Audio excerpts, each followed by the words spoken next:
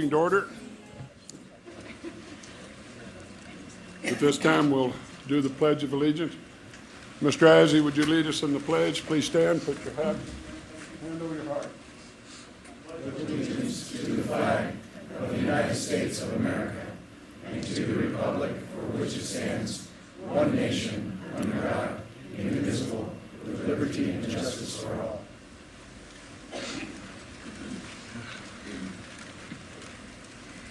At this time, we'll observe a moment of silence.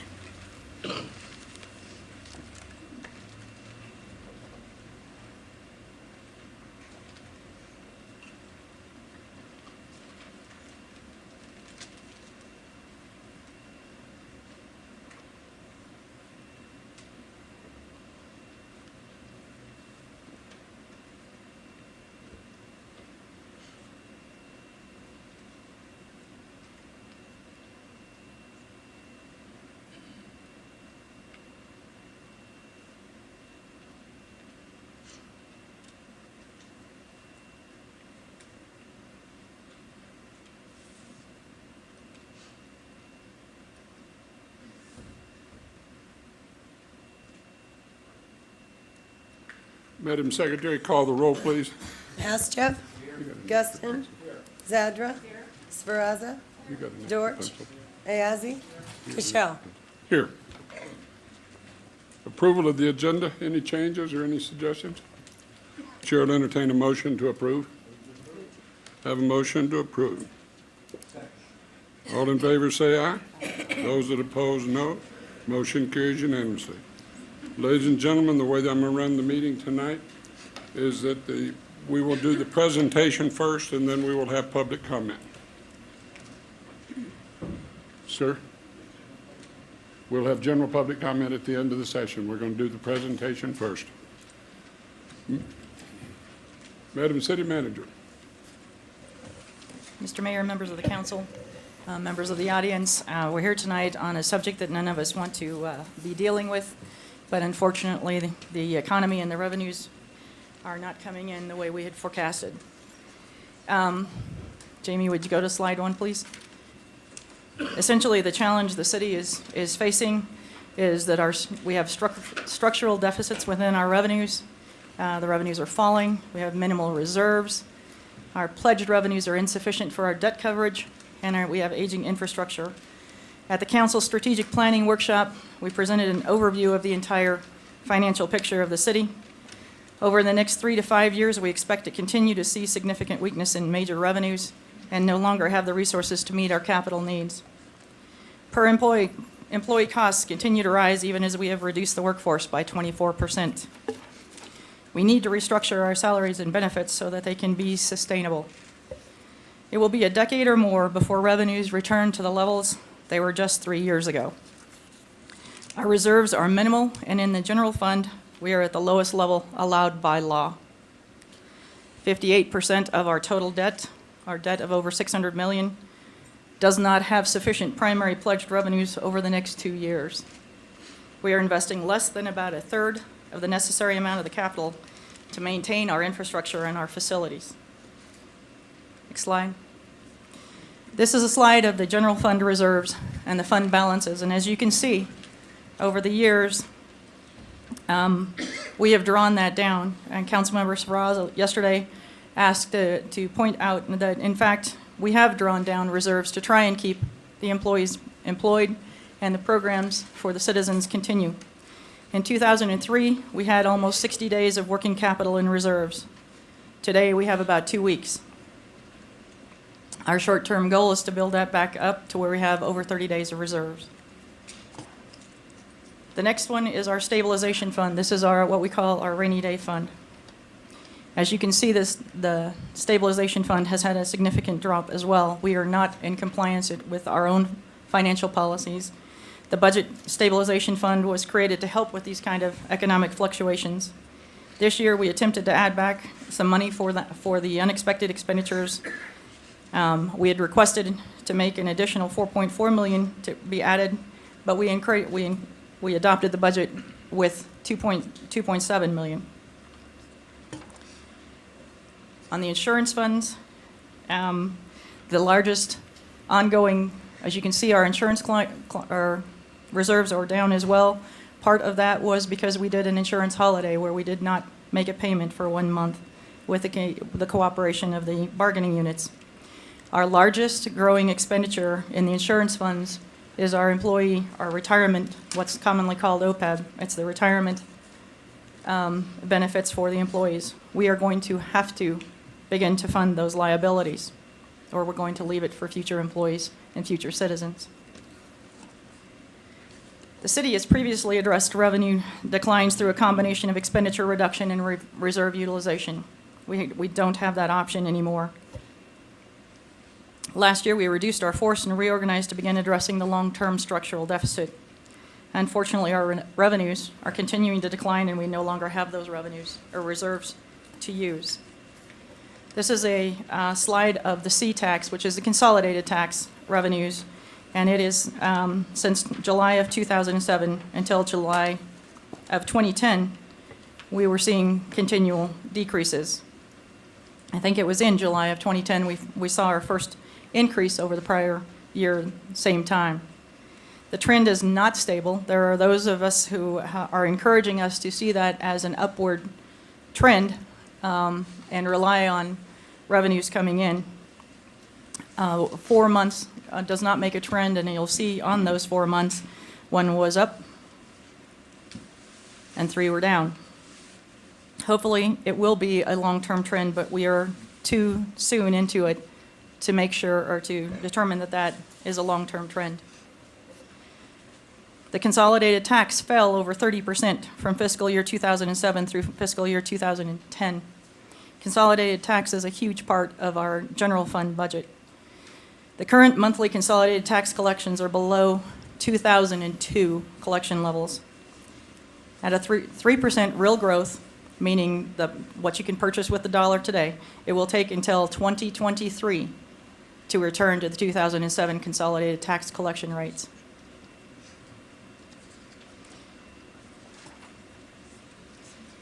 The annual property tax, which is supposed to be the stable revenue source for a municipality, and it's one of our largest sources, is also on the decline. This trails the economic downturn, and as you all know, we have not seen the end of our real estate challenges. We're expecting a decline of about 16% over the peak in fiscal year 2009-2010, and we'll likely see further reductions in 2012-2013. For this year's budget, our state and county estimates were higher than what we had initially projected, and we included those in there, and we are suffering the consequences. At a 2% real annual growth rate on property tax, it will take until 2021 to return to 2010 collections. Reno, as you can see on this chart, has had low annual general fund growth in that area. If you'll look at the very bottom line, you'll see the revenues over the decade. You'll see the state property tax went up 96, their actual realization was up 96.2%. Henderson was up 50.8. Las Vegas was up 33.4. North Las Vegas 52.1. Sparks 30.9. And Reno at 26.4. On the infrastructure side of life, and I know that there are many of you that are interested in our pools and our underground infrastructure and the buildings that we have for you to participate in. The $48 million is what our depreciation is.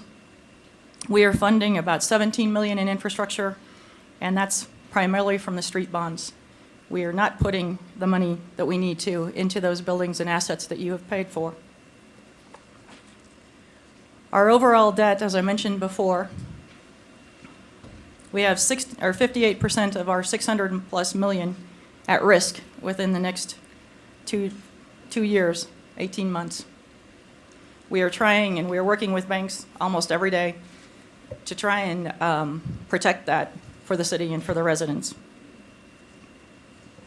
At the city council meeting in January, we had a strategic priority session, and these are the priorities that the council put together. And you'll see that the first one is financial management, Public safety is still equally as important to the council, economic development, arts, culture, and special events, trying to maintain a good, well-rounded community as well. We tried to use those strategic priorities in setting our cuts for this evening. You'll see by percentage of budgets, we're challenged. We are very much challenged. So Kevin, would you come up with a departmental? For the record, Kevin Knutson, Director of the Office of Management and Budget. I have two sections that I'd like to go over with you this evening. The first one has to do with the plan that the team put together. Each of the department directors submitted different plans to cut in their particular areas. And let me see if I can control this. Yes. And then the second part is the answer to the questions that you came up with yesterday at the meeting. When we were looking at this year's budget, we started to notice that the revenues weren't coming in as they were, and that there were costs that were going up associated with different items. And then there were fund balances that were in the negative that we needed to bring back up to the positive, or at least to zero, so that we weren't running in the negative. And in total, by January, we found about $14 million in deficits that we needed to fix. Back in November, when we first started noticing that there was going to be these kind of deficits, the city manager asked all the department directors to identify 5% cuts in their department, and any cuts that did not involve staffing we made immediately on November 1st. So that $3.3 million you see on the right-hand side has already been implemented and was part of the budget augmentation that we brought to you on January 26th. But in total, we were only able to come up with about $7.7 million in additional revenues or cost avoidance that we could offset that $14 million. And that left us with the $6.4 million or so that we need to cut in order to make it to the end of the year. Now, the side that has the $14 million is already including any costs of the reduction in force. So it was really only about $12.5 to $13 million, but once we decided that we needed to cut staffing in order to make this, it increased our costs a little bit. What we asked the departments to do was go back and look at their budgets, and for police and fire, we asked them to look at cutting the equivalent of 10% for the year, which is 3.3% of their total budget. For all other departments, we asked for 20%, which is roughly equivalent to 6.6%, and that would get us about a 4.2% savings for the entire year, or about $6.4 million. Starting with the city attorney's office, their plan includes keeping one of their unfilled positions open. The total amount of savings for their department would be $216,000, which is over the goal that we set for them. But there will be some impacts from that. They're going to have to prioritize their services, and they're going to actually have to reduce the amount of cases that they can handle, which might include using outsourcing some of the litigation, which could actually increase costs. So it's a fine line of balance there, and if you have any questions on any of these departments later on, we can have the department directors speak to the particular issues. In the city clerk's office, they're going to have a retirement that we can count on. They're going to save 78% or 6.5% of their budget, but we're going to notice service level impacts from having that person gone. It is the deputy city clerk, so in that particular case, her retirement is going to leave a management hole. In the city manager's office, we're going to eliminate 4 positions, 2 of which are filled and 2 of which are recently unfilled. We're going to save $243,000 or 6.5% of our total budget. This will impact our ability to do some special projects and some analytical support, but we think that we can work on all the projects that we currently have with that level of staffing. Communications and technology is going to reduce approximately 7 positions. Their savings are $393,878. They're only going to make 4.2 instead of the full 6.6. But part of the problem here is dispatch is included in communications and technology, and that's related to the public safety area, so we're not able to cut as much there. We need to make sure that we're supporting police and fire as much as possible. There's numerous cuts that this is going to make on all different kinds of programs that we have, services, support for desktops and PCs. But if you have any questions, we can ask the department director to talk about that later. In community development, they're going to cut 4 positions, saving about $116,000 or 4.7% of their total budget. It's going to impact both planning and business licenses because business licensing has been moved into the community development department. In finance, they're going to reduce 1 position and save about $45,000. You'll see later when I show you some of the charts, some of the internal service departments were hit particularly hard in the last round of layoffs. So there's only one position that we could identify without harming our ability to bring in revenue or account for the city's finances. In human resources, we're going to reduce 1.5 positions for a savings of $59,000 or 5.4%. In public works, it's almost 16 positions, 11 of which are filled for a savings of $437,000. And this is just in the general fund, the savings. Of those 15 positions, 3 are in sewer, 5 are in streets, and 3 are in fleet. And additional savings will be realized in those funds because of that. None of those funds are out of balance and need to be fixed for this year, but this will assist us in balancing for the end of the year and having a surplus to roll over. The reason that it ended up hitting these funds was because of bumping rights. In fire, the total reduction would be 44 positions, 7 of which are unfilled, 36 of which are filled, and 1 retirement. Total savings of about $1.5 million. Of that $1.5 million, about $738,000 was an operating reduction, so the salary savings is roughly half of that $1.5 million. The chief can go into more detail about this, but we provided this information to you before so that you could understand the significance of these cuts.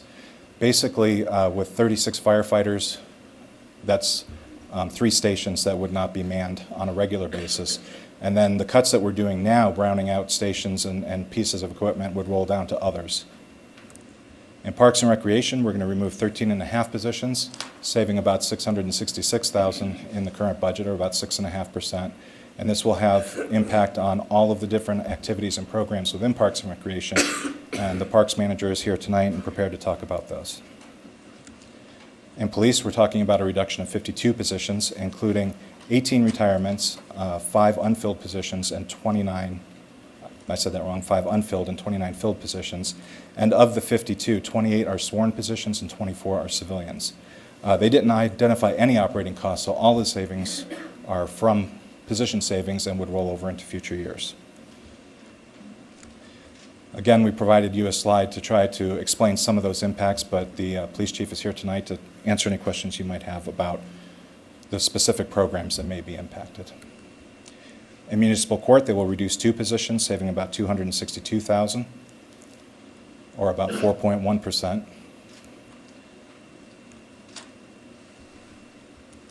And the total reduction in force is 18 unfilled positions, 28.25 retirements, 100.5 filled positions for a total of 146 and 3/4 positions. The calendar that we're using has us starting tomorrow to notify all the staff who are affected by this and have the RIF completed by March 1st. There are several steps we have to go through with civil service and all the different activities that have to occur with that. So basically, if we made this decision tonight, it would be March 1st. If we needed to postpone it, it would be a little bit later. It's roughly about 3 weeks' time, anytime we do a reduction in force. This is just a summary slide of all of the sheets that we just showed you, so you could see not only which departments were giving up staff, but which areas they were coming out of, whether it was management staff, mid-management, or support. And you'll see the bulk of the FTEs that we're saving, about 124 of the 146, are coming out of frontline staff or support staff. Management, mid-management accounts for about 22. In looking at this plan, we not only looked at this year, but we also tried to anticipate what impact it would have on next year. The savings from this year's reduction that we're expecting, around $6 million, most of which we'll be able to carry into next year, should save us close to $18 million towards the 22 to 24 we estimated in next year's shortfall. We will continue to look at revenues. We're going to be meeting with the Department of Taxation, the Washoe County Treasurer's Office, the Assessor's Office, trying to determine exactly what our revenues will be for next year so that we can have a target to really shoot at. And then we have to identify additional cuts in expenditures, and we will be going back out to the bargaining units to look at ways that we can restructure our collective bargaining to reduce another between 5 to 10% in our overall cost. We're going to be implementing a managed competition program where we put different services out to bid. I think we're starting with parks maintenance, and we're looking at fleet as well. And in those areas, we'll test it against the private sector and see if we're able to do it any cheaper. Donna alluded to the fact we're going to be doing debt restructuring. We're trying to minimize the impact of any of our debt on the general fund. But at the same time, we have to continue to rebuild those reserves and make sure we have enough money to get through any crises that might come up in the future. answering your questions, the first ones that came out were the concessions, what had been given in the past. Beginning in 2008, 2009, almost every different area of the city gave something back. These are the dollar amounts that those were worth. There is one error on this slide, and that is for management. It was worth half of that because it was only for 6 months. All the other numbers are correct. That was my error, and I failed to change it. When we get to the summary slide, it has the correct number in it. That was 2008, 2009. In 2009, 2010, many of the groups did come back and give additional COLAs or pay for performance raises. But you'll note what they did is they gave it up just for that year, so that in fact it's only one-time savings and not ongoing. The 2 units that gave up ongoing were IAFF and management. And there were significant savings that we will realize every year because they gave up raises permanently. And those are the kind of structural changes that we're looking to make. 2010-11, with the exception of the elected officials on your board, none were given up, but I would like to point out that no raises were given to anyone either, in management, mid-management, and confidential. So when we look at all of the concessions over the years, the one-time savings, the ongoing savings as they've accumulated over the years, you can see that estimated one-time savings are about $3,000 per employee. So all of the bargaining units gave up different amounts of money that helped us save about $3,000 per employee in any given year. For ongoing savings, IFF gave up about $6,500 per employee, and management has given up about $19,000 per employee. For 2010-11, there were some increases that kind of offset some of these numbers, and those were merit and COLA increases that were in ongoing contracts that we honored during this year and affected these 4 different groups. Municipal Court provided this slide and can answer any questions you might have about it, but they've identified a number of different cost-saving activities that they've had since 2007, 2008 to help offset the revenue losses that we were seeing. One of the questions is how much do we invest in public safety out of any given year? And looking back over the past 3 years, it's right around 2/3 of our general fund budget.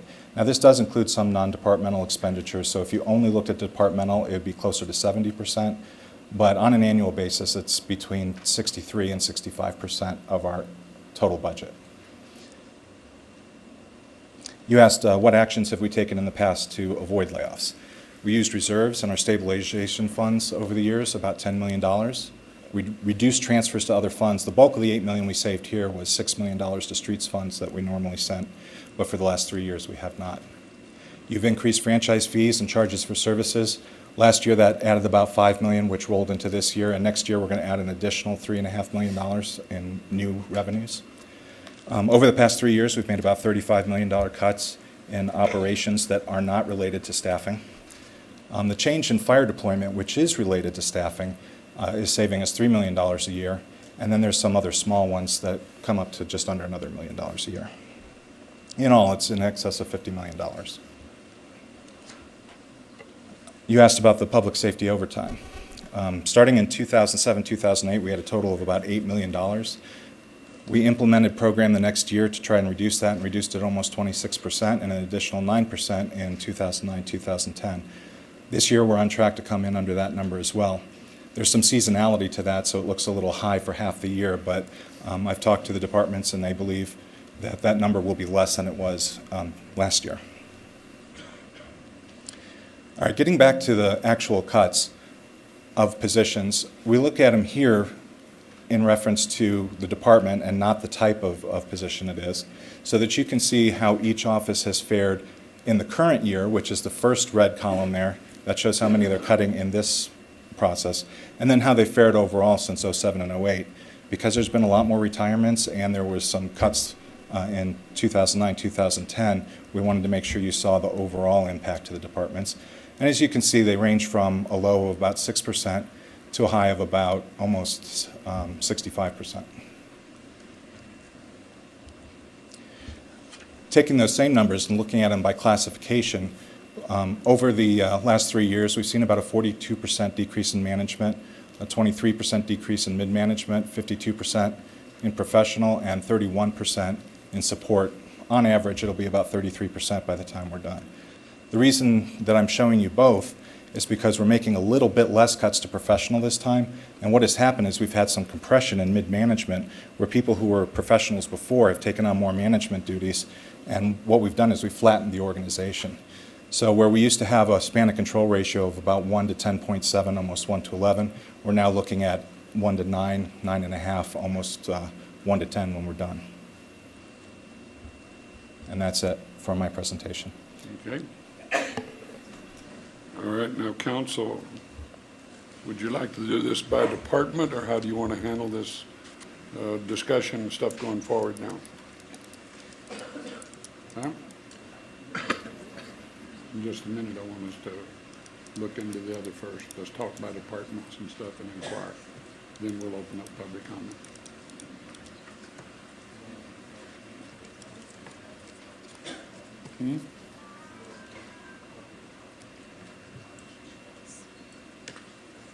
Or do you want to,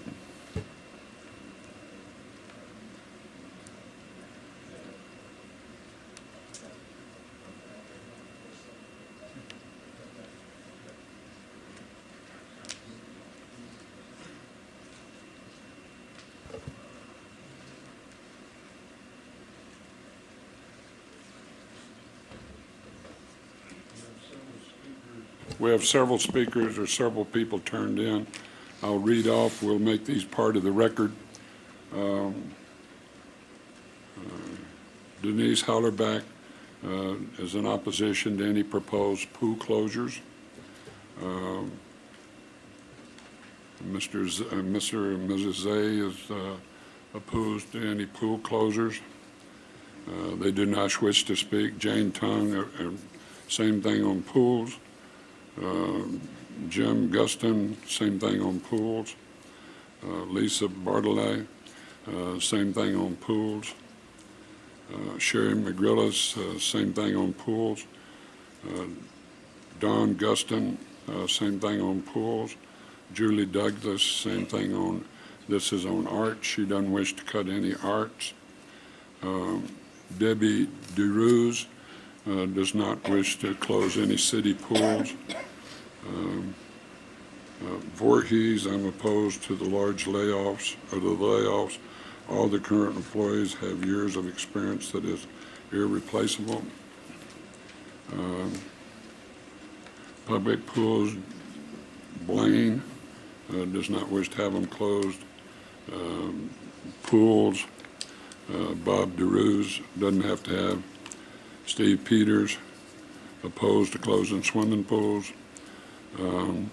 Potential pool closure, Scott Johnson doesn't wish to have any. Claire, I can't, Kendra Follett, keep all pools open. Shannon Villa, keep all, she's opposed to any budget cuts in the Reno Police Department. Willis Allen, please and consider the importance of the arts and the overall health of our economy and stuff. Now, folks, I'm going to call out the next names are people that wish to speak. We probably have 30 people here that wish to speak. We're going to go on a 3-minute rule. And I'm going to ask you, if you've already heard somebody say something that you were going to, let's not go on, or we'll be here till midnight or 1 o'clock, and we're going to close this meeting down about 10 o'clock. So unless you want to come back tomorrow, if somebody's already said what you want to say, let's yield to the next person. Would appreciate it very much. Brandy Anderson. Brandy Anderson?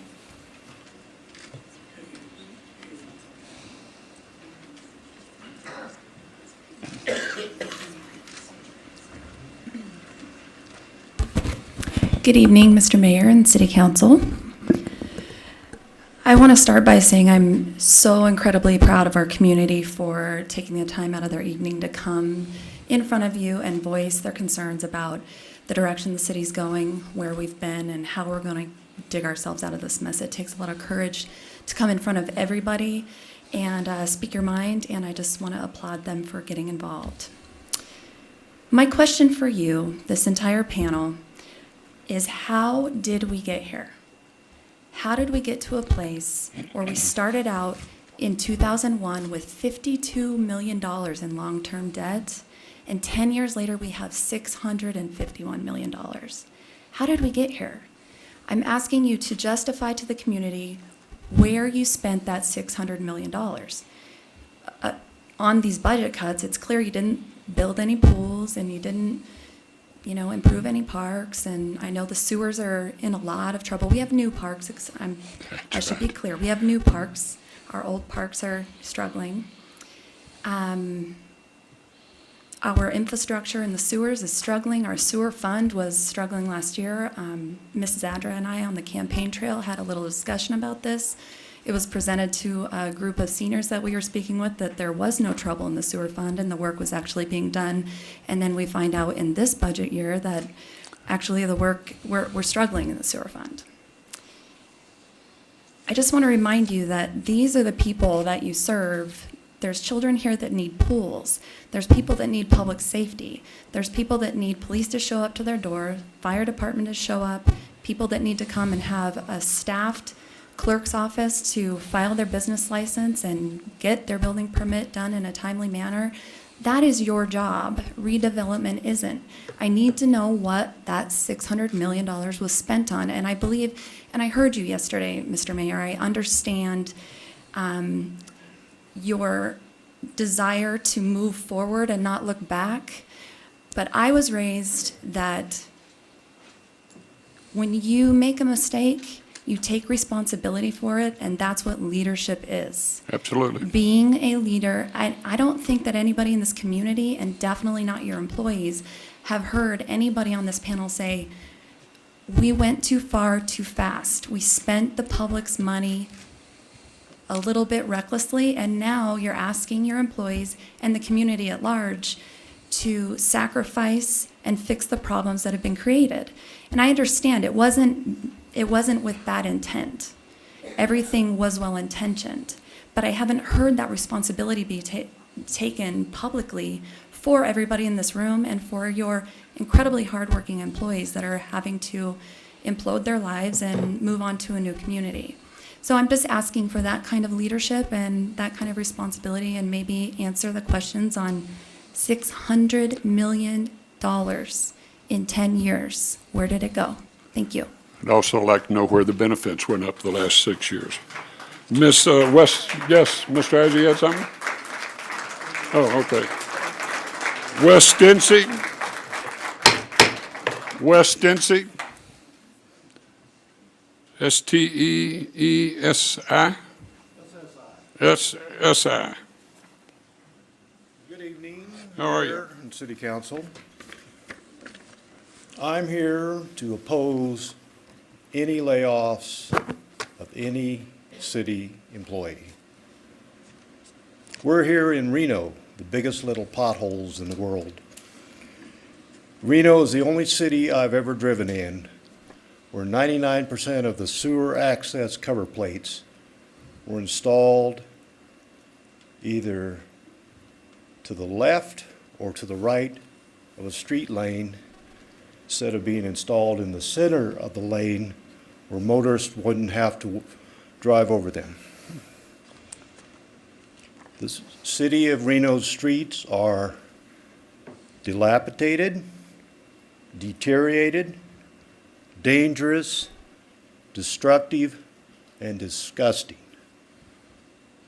I think the city has done a horrible job of building and maintaining the streets of our community. I think the city of Reno ought to change its slogan to, "We loathe this place." We want more, not fewer, police, fire, and park department employees. The city of Reno has a source for income, which you have failed to access for decades. That source is the gambling businesses. The gambling businesses in the city of Reno make billions of dollars. They're paying it out to taxpayers and owners. and to a few high roller gamblers. I think the city of Reno should immediately impose a very high percentage tax on every gambling business within the city limits. The other source of revenue which the city of Reno has not accessed is the property tax. It is so unfair and illogical that insanity is the only accurate word to define Reno's property tax policy. It is insane to tax a residential property valued at $100,000 at the same rate as a residential property valued at $1 million, which the city of Reno has dozens of. Thank you. Thank you. Chuck Grimm.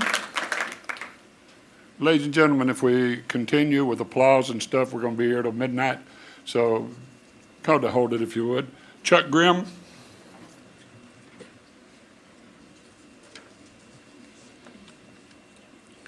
Thank you for the opportunity to address you. Thank you for being here. My name is Chuck Grimm. I serve on the board of directors of Pathfinders, a children's ministry here in the city.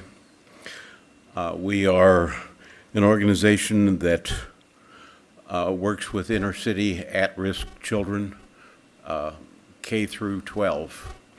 I'm specifically here tonight to address concerns that we have about the cutback of services and closing of the recreational facilities.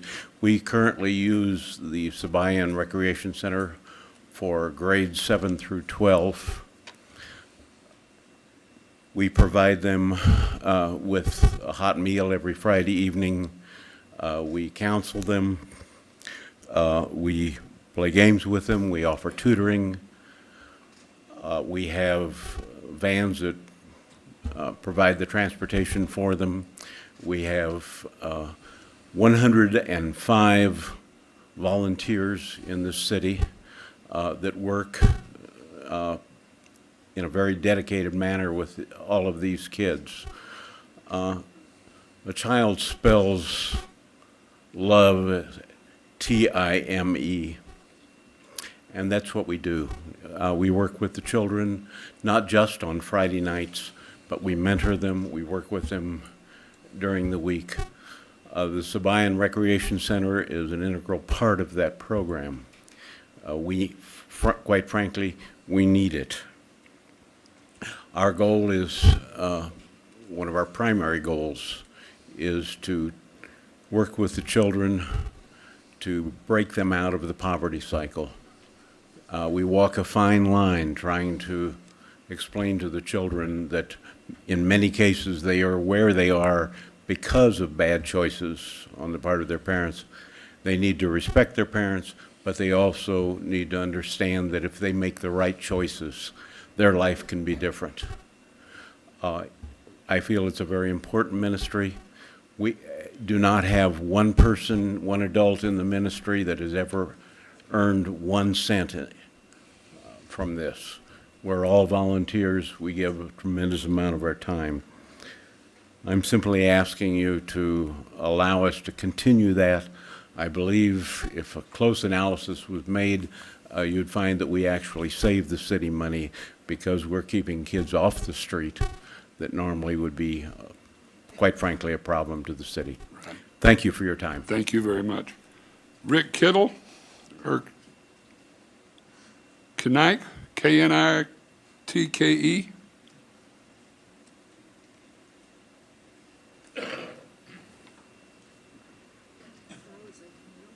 Rick Knittle? Knick? That was somebody who didn't desire to speak, just attached a letter to the back. Okay, it said yes, they wanted to speak, but that's okay, thank you. J.D. McGrillis?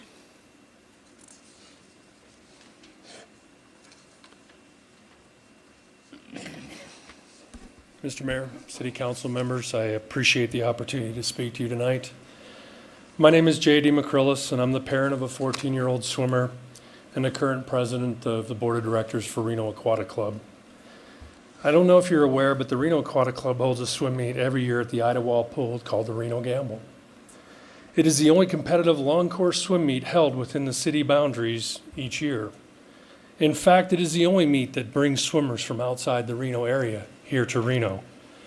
And I'd like to take a moment to point out the positive economic impact this has had on the city of Reno. Last year, from 2010, we had more than 500 swimmers in attendance, 2/3 of which traveled from outside this area.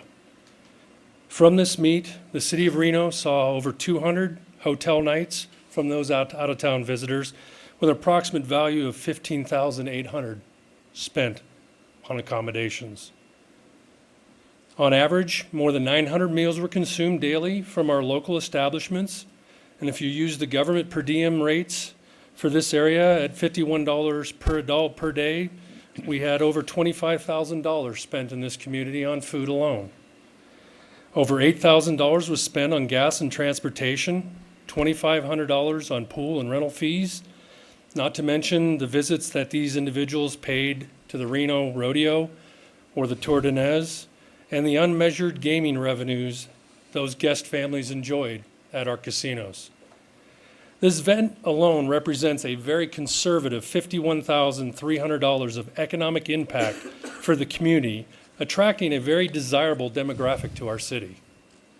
It also represents a lost opportunity, as we once used to host 2 other events on the same scale in the past years, but now have not been able to use the venues here and have had to go to Carson City to host a swim meet very much the size of the Gamble.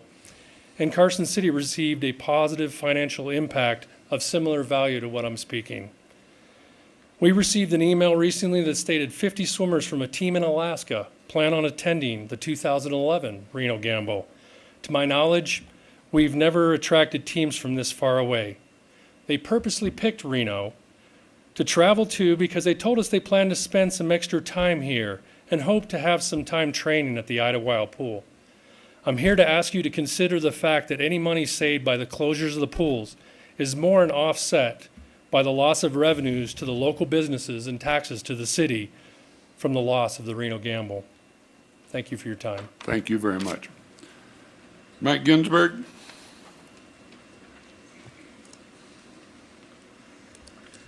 Good evening. My name is Mike Ginsberg. I'm the president of Sierra Nevada Community Aquatics, and I'm also on the City of Reno Parks and Recreation. I'm also a commissioner.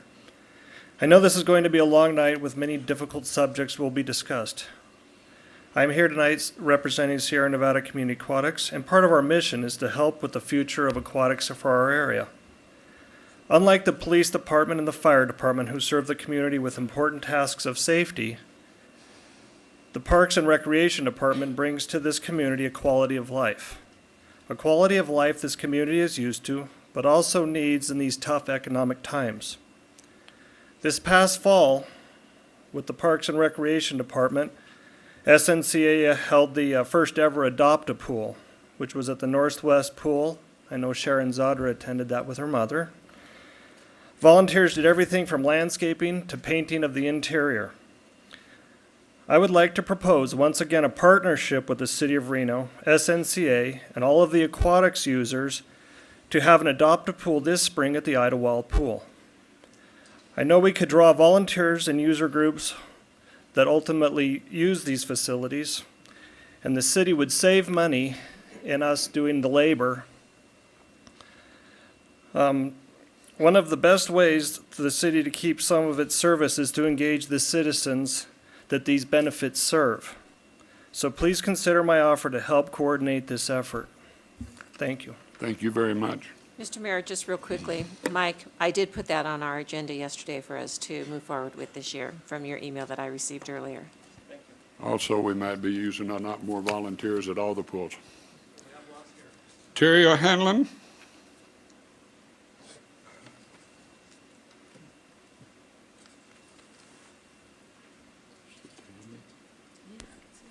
Hello again. You may remember that I have spoken to you twice before on behalf of the firefighters, but tonight I'm here in support of the arts. I sing with the Masterworks Chorale, and we are hard at work preparing for the American International Choral Festival the first week in May that happens to be in Reno. We are hoping that this opportunity of bringing international singers to our city will present the city well so that they will remember us, they will come back, and they will take with them the heart of Reno. Last time I was here, I had a suggestion, and I'm going to give it to you again, and I have my 50 cents. I suggested that we add a 50-cent, whatever you want to call it, to entertainment tickets for the Aces. I'd pay $7.50 to go to an Aces game, an extra 50 cents. Think of all the possibilities that we have in this city that come here just for entertainment purposes. It's probably a drop in the bucket, but it's something, and I just want to offer that as a suggestion. Thank you. Here's my 50 cents. Thank you very much. Thank you. Christine Chagney? Thank you. I get one straight once in a while. All right. Be quiet, Merkel. Good evening, Mr. Mayor and members of council. My name is Christine Chatney, and I'm a Nevada taxpayer, Reno resident, Ward 1, a UNR graduate, and an employee of the City of Reno Parks Department of nearly 5 years. I'm here to bring my plea to council to please save the Parks Department from another major cut. Just some of the major losses the city would suffer are a sense of safety and community in our neighborhoods and downtown areas, as well as an experienced and qualified staff.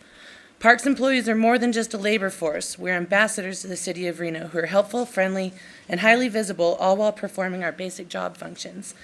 We form relationships with parks patrons, exchanging pleasantries and often knowing the names of their dogs and children. We have daily exchanges with the ever-increasing number of park residents who frequently in turn assist us with crime tips and sometimes even volunteerism. In my experience with the downtown flower baskets, I was asked daily by visitors for lunch, shopping destinations, or directions, as well as hearing endless comments from visitors and residents alike about the beauty of the flowers and the parks. Our presence in the parks also guarantees ongoing control of public hazards and nuisances such as graffiti, feces, vomit, hypodermic devices. We do not simply do a once daily sweep or cleaning, but rather we work a 40-hour work week of vigilance. Last year, 1/3 of our staff was cut, including our 2 park rangers. This left all of the park areas with no law enforcement other than a just about absent Reno PD. The continued presence of parks maintenance staff helps not just clean up after, but cut down on graffiti, prostitution, theft, violence, and drug use in the parks and downtown areas. Also, in my time here, I've run one of the 2 sheriff's community work crews available. This is a great program that has often allowed me to utilize 6 hands doing my work instead of just my 2. I believe it has benefited the community greatly, as well as benefiting the individuals on the work crew. I frequently had these girls and women comment that they never considered that someone did this job and that they would not litter or graffiti now. They leave with a sense of pride and ownership in parks, and they take that pride home to some of the most troubled areas of our community. The Parks Department currently represents 300+ hours of parks experience. We've been trained in bloodborne pathogens, gang and graffiti abatement, proper sanitization practices, and we operate under the approved City of Reno policies and procedures, all under our existing supervisory structure. Even more frustrating is that seniority-based staff reduction means ousting our youngest up-and-comers with new mortgages, young children, and innovative ideas they'd hope to bring to this city. A private company cannot and will not replace the public presence, the experience, or the sense of community that the Parks Department staff can. We used to joke that we could do a whole lot with little, and now we say in earnest that we could do anything with nothing. And all we're asking now is that you allow us the opportunity to negotiate. Please save the Parks Department, and we truly do love this place. Thank you. Tim Jones?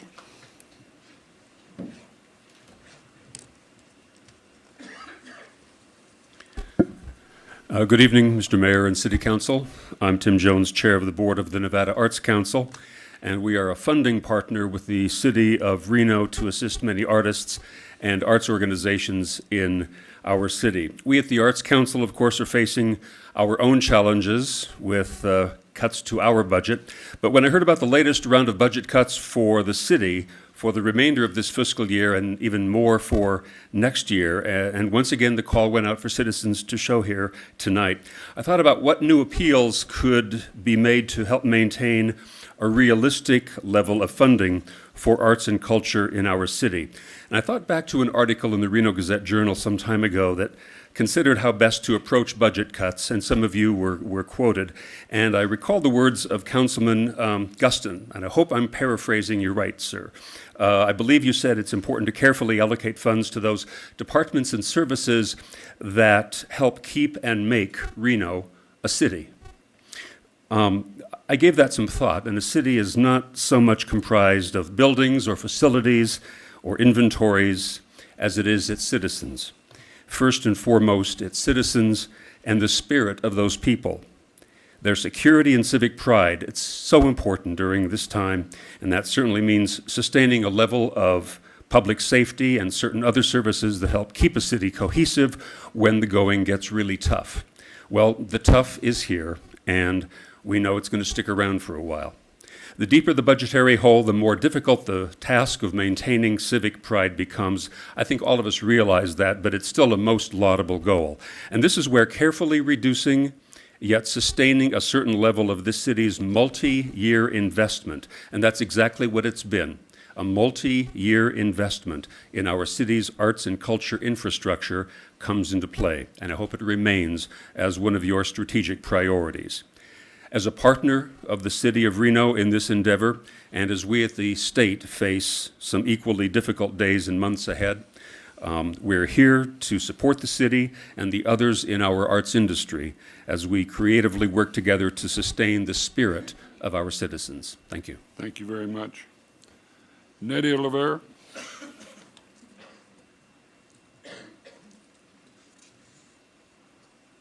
Tony says thanks for Oliverio.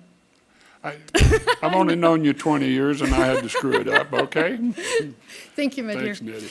Thank you all so much. God bless you for what you've been doing these past days, these months, because I know how hard it is. I can only imagine what's going on in your heads every day. I'm Nettie Oliverio. I'm chair of the Arts and Culture Commission and a very proud citizen of Reno. I've been here since 1975. And I can recall my first visit to Reno Little Theater about that time, which was one of our very few cultural institutions at that time.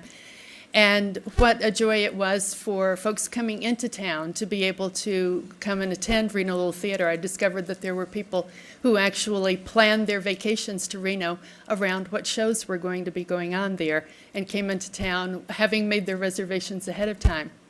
It was a total surprise to me to discover when I went to Bruca Theater this past weekend that just shy of half of the audience was from out of town. Some from outside in California, some from Washington State, a couple of folks from New Orleans here on Junket. And I thought, how cool is that? We still get all of that influx.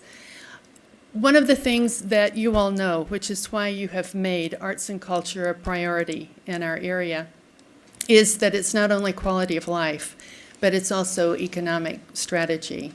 And that continues to be so.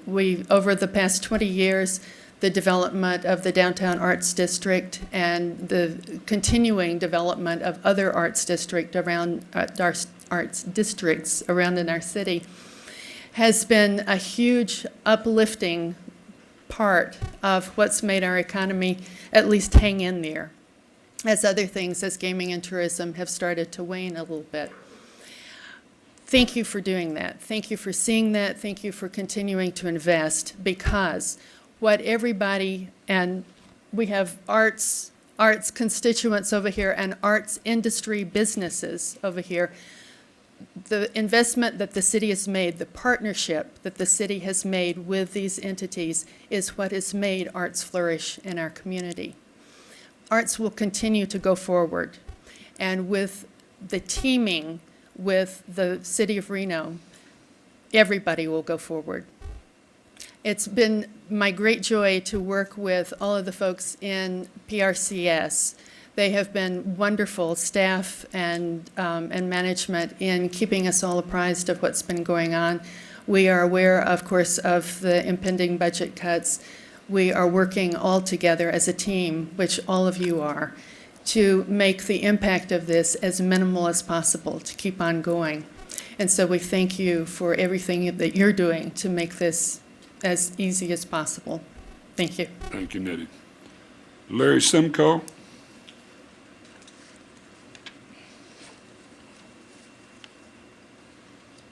Good evening, Mr. Mayor, members of the council. My name is Larry Simcoe, resident here in Reno. My comments are biased and prejudicial, I might add. I come out of the fire service 38 years in the area of Los Angeles County. I noticed by your presentation that it appears the fire department over 2000, 2007, 2008 has already apparently given back $3.7 million. Also lost 130 positions since that time. My concern is that I see a real lack of response that the city has given to their fire department. All of us who are residents in this city and all the businesses who have established themselves in this community really deserve to have an adequate level of protection. I live on Skyline, and my station that serves me, or did, is Station 7.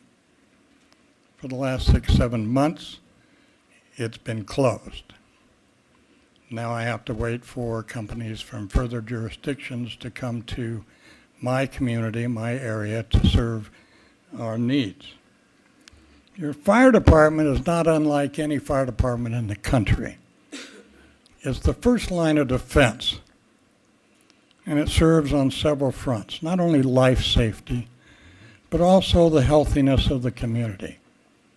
If you had a high-rise fire in one of our high-rise gaming casinos, it takes staffing, it takes manpower, it takes training, which you have provided, and it becomes a military exercise. But as you strip out the manpower and the resources, they can't adequately perform their duty. They don't have the resources to relieve them. I want to give you an example. Fire above the second floor in one of our casinos requires, or at least suggests, through national standards, we put 75 people in there right now, first response. What are we going to do 30 minutes from now when they are exactly or totally exhausted from performing their duties as you have trained them to do, paid them to do? Just want to set up a brief scenario. First man on the scene is incident commander. Then you have an operations chief. Then you start deploying your people. You have lobby control, elevator control, stairwells, interior TAC, rescues, ventilations. That means my 3 minutes is up. I knew it was going to happen. All right. Anyway, in closing, let me suggest this, ladies and gentlemen, if I might. Where I come from, we have Consolidated Fire Protection District. LA County has 80 cities within that community. 56 are under the umbrella of the Consolidated Fire Protection District. All the cities receive the same resource, actually more because they've got so much to draw from. And you might consider that. And if you'd like to talk about it further, be glad to. Thank you. Thank you very much. Mike Jensen. Mike Jensen.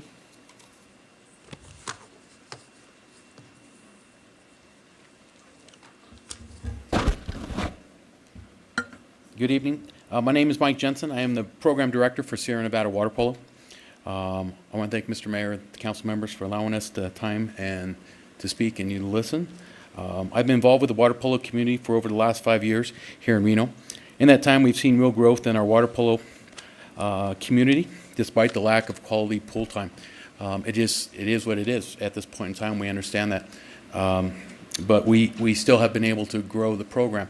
Much of that is because we have a really good working relationship with the city and the recreation department to help us find times that nobody else is using that allow us to use the pools, whether that's Trainer Pool or Idlewild Pool or Northwest Pool, to fit in some of the slot times that nobody else is willing to use. This year, in our second year, we are working with the Boys and Girls Club to develop water polo programming for the kids of the Boys and Girls Club.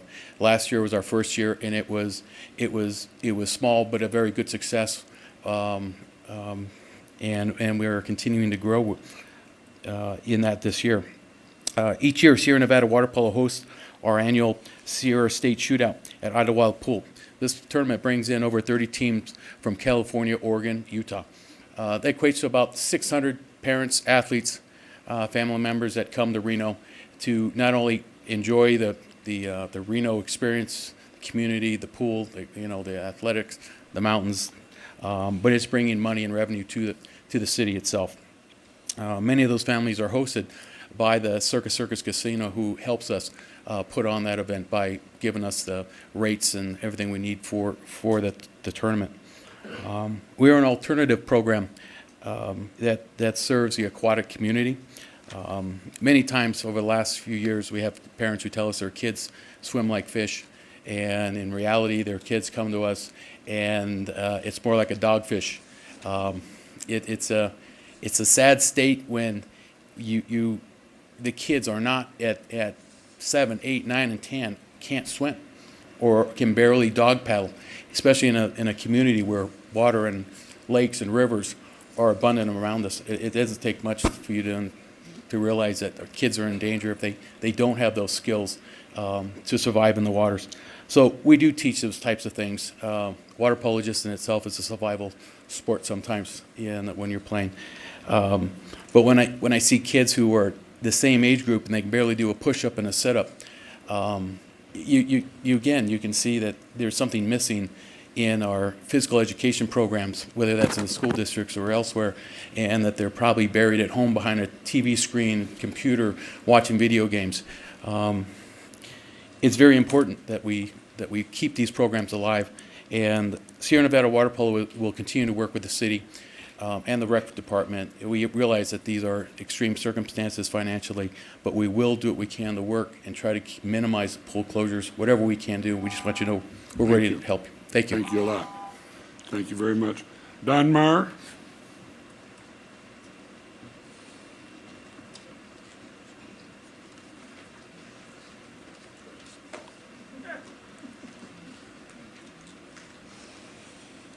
Mr. Mayor and Councilman, that's Dan Meyer, by the way. Dan, sorry about that. It's okay. Looked like Don. My wife sometimes gets it wrong, too. It's okay. My name's Dan Meyer. I'm the Vice President of the Reno Aquatic Board and former Vice President of SNCA. I have two children that are swim. One's 15, freshman at Galena, and one's a 12-year-old at Pine. I'm also familiar with a lot of the history here in the city.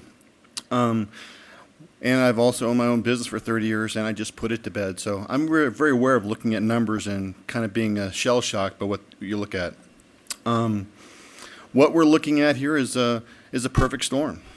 But if you just look at the numbers that they're giving you, your answers are pretty limited. What's between the lines? What are your options? The city has had a history of looking a little bit, outside the box a little bit. With the Sky Tavern Ski Program, a nonprofit leased that land and has operated pretty successfully for some time. What options did that give them? Mount Rose donated some chairlifts. I'm one of the directors of the ski school up there, and for the last 30 years, I've helped train their trainers. There's options out there to reduce costs to make a nonprofit operate a facility that the city owns and leases to them. That is possible.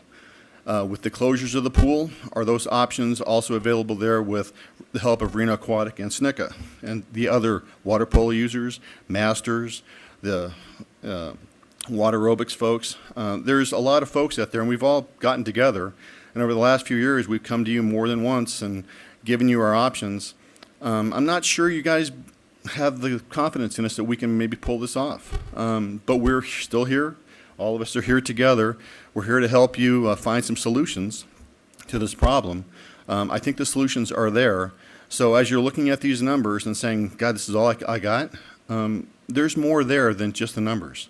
And we're here to help you. So if there's anything you can do, you know where to reach us. Mike's right there. Appreciate you. Okay. Thank you very Thank you. much.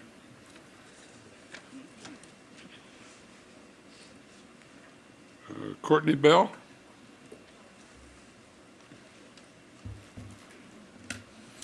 City Council, Mr. Mayor, thank you for the opportunity.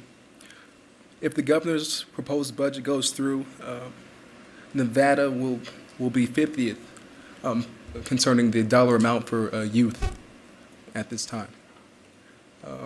Because of that reason, and also because of last year at this time, the feed program, Park Pile, and the Sabine Recreation Center were at a concern as far as being cut.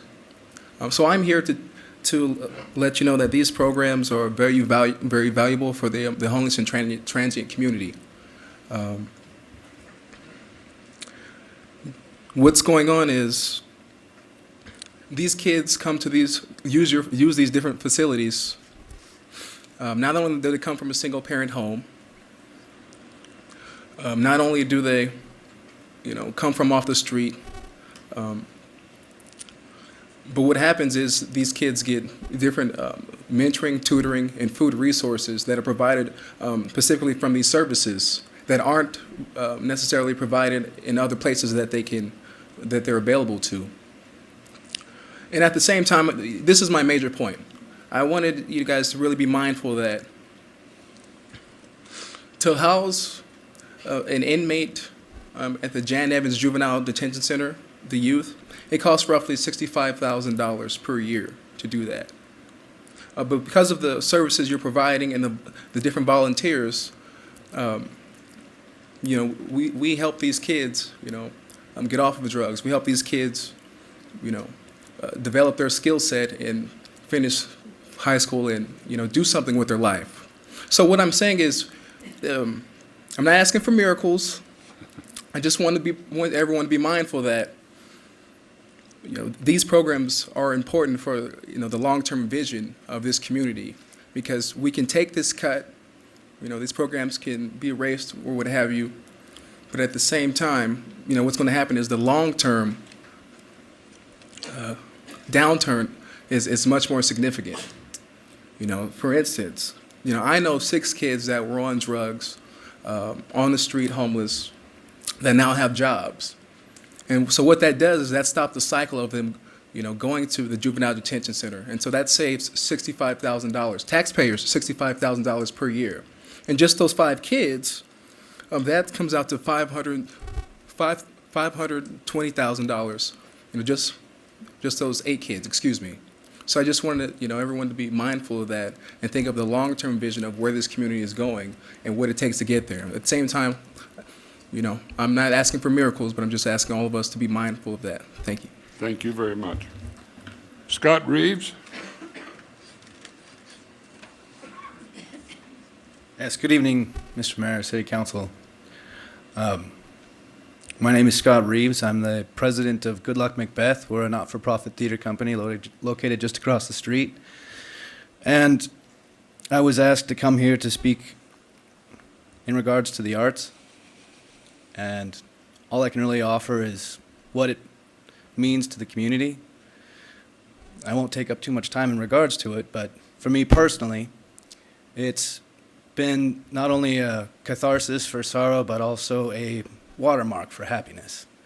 And it's a very useful tool for a community to support the arts. Thank you. Thank you.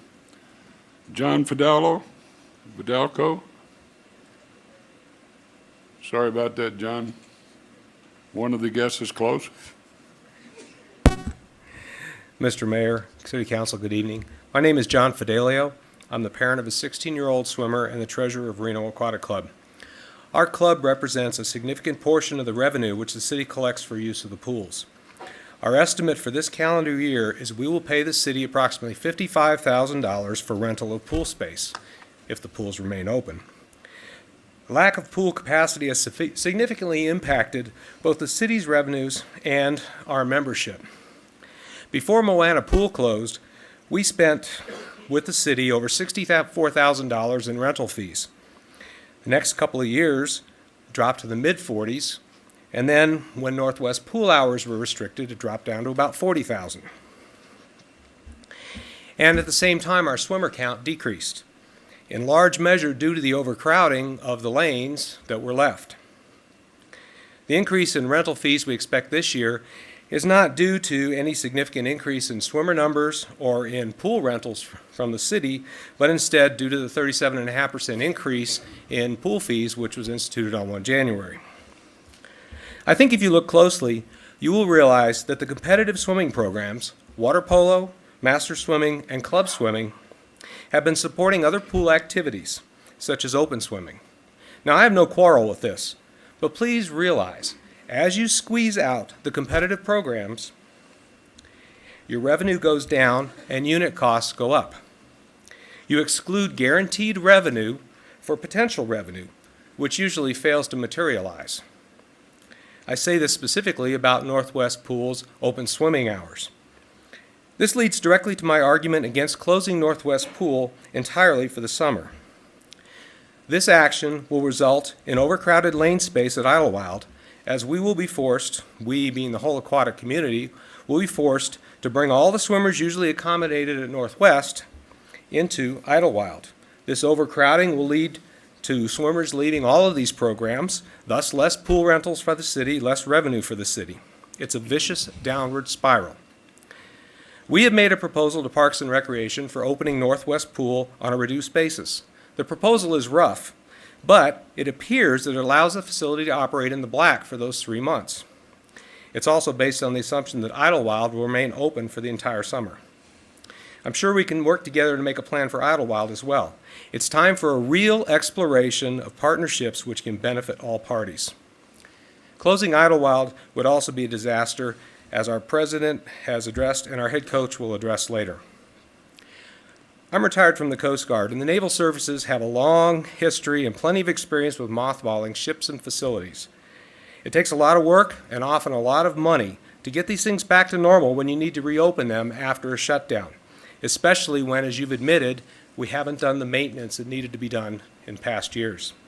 The loss or extended closure of Northwest Pool due to some mechanical failure attributable to closing the facility will devastate all aquatic programs throughout the winter, etc. Thank you very much. Thank you for listening. Rob McLaughlin.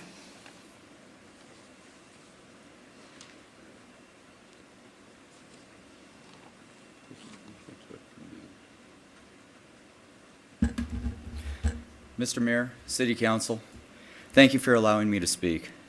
I do not envy the task you are faced with. My name is Rob McLaughlin.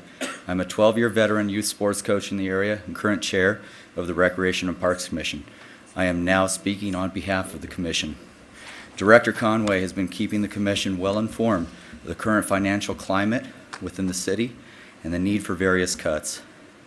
While the Commission understands the necessity for a balanced budget and the proposed cuts, I think it is important to emphasize some benefits beyond financial implications that may not be thought of in times of need such as these. And the Commission's hope is that the budget cuts will not be as drastic as we currently believe for the Recreation and Parks Department. Recreation and Parks have many positive effects upon the community as a whole, which are difficult to gauge in dollars. One, they promote family values. Healthy families reduce the need for expensive social services to heal dysfunctional relationships and the anger and damage that results from dysfunctionality. It also promotes ethnic and cultural harmony. Cross-cultural contact can only increase the harmony of the broader community, thus reducing the costs and crimes typically associated with conflict, mistrust, and racism. It also reduces the alienation and loneliness that youth and elderly often feel. Involving both youth and elderly in recreational programs reduces their alienation, which tends to result in destructive behavior and the loneliness and increases intergenerational understanding. It also tends to promote understanding and inclusion of those with disabilities. A tremendous emphasis is being placed on providing recreational opportunities for the disadvantaged, which brings these individuals into more full contact with society. It encourages the entire community to participate and support full access. Quality of life is also affected. Studies that identify the components of quality of life always focus on recreational opportunities and proximity to open space and the quality of recreation facilities. Pride in the communities is another important factor. Communities with a strong recreational component are sought-after places to live. Pride in your community reduces problems associated with alienation, distrust, and can be employed as a bigger foundation from which to tackle even bigger community challenges. It also improves the opportunity for shared community involvement. These people donate their time and money to ensure that recreational opportunities are available for all ages and backgrounds. This dedication and pride in recreational opportunities builds citizenship as an important foundation for interest and involvement in other aspects of the community.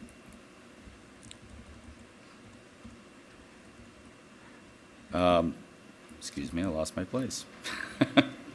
It also reduces antisocial behavior, reducing alienation, loneliness, increasing understanding between cultures, instilling pride in one's community, and providing a purpose for being. All these reduce the likelihood of anger and resulting antisocial behavior. Fort Myers, Florida introduced a STAR program, which ended up resulting in a 28% drop in juvenile arrests. Phoenix, Arizona had similar programs with a 55% drop in juvenile crime. Thank you. Nancy Padoville? Potterville. Sorry, I couldn't read it. That's okay. Good evening, Mr. Mayor, members of the City Council, and thank you for the opportunity to speak with you. My name is Nancy Potterwills. I'm on the boards of Reno Little Theater and the Sierra Watercolor Society, both nonprofit volunteer organizations and both grateful recipients of grants from the City of Reno Arts and Culture Commission. I want to thank you for your past support of the arts and your extra efforts to restore funding last year when it looked as though all arts grants would be cut. Reno Little Theater was especially grateful for your support of our elevator to allow increased ADA access in our new theater being built at Pueblo Street and Wells Avenue, an elevator we were getting ready to install this month, just before we heard about these probable cuts. We know these are challenging times with drastically decreasing revenues, but we also know that the arts contribute to both the community's economic viability and our quality of life. Whatever you can do to maintain at least some funding for the arts will be greatly appreciated. Thank you. Thank you very much. Clifton Benton?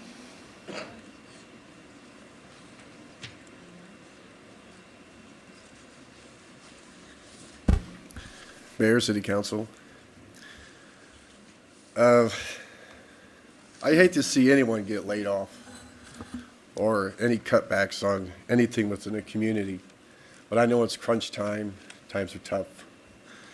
But when I heard about these cuts, I started doing some research, and I remember a story that was from CNN where a city in California, Mayfield, California, had laid off for the first time in U.S. history, where they had laid off every single city employee and outsourced their jobs, except for the elected officials. So I got to thinking, with the population in the Washoe County being at 410,000 approximately from the figures in 2008, 54% of that population resides here in Reno. There's only a 45,000 population in the city of Mayfield. But their numbers, because of the expenses in California, were pretty high. Mayfield is billing itself as the first American city to outsource all of its city services. In an odd twist, officials say it can provide even better services because the shift will help it save money and close a $450,000 shortfall in its $10 million general fund budget.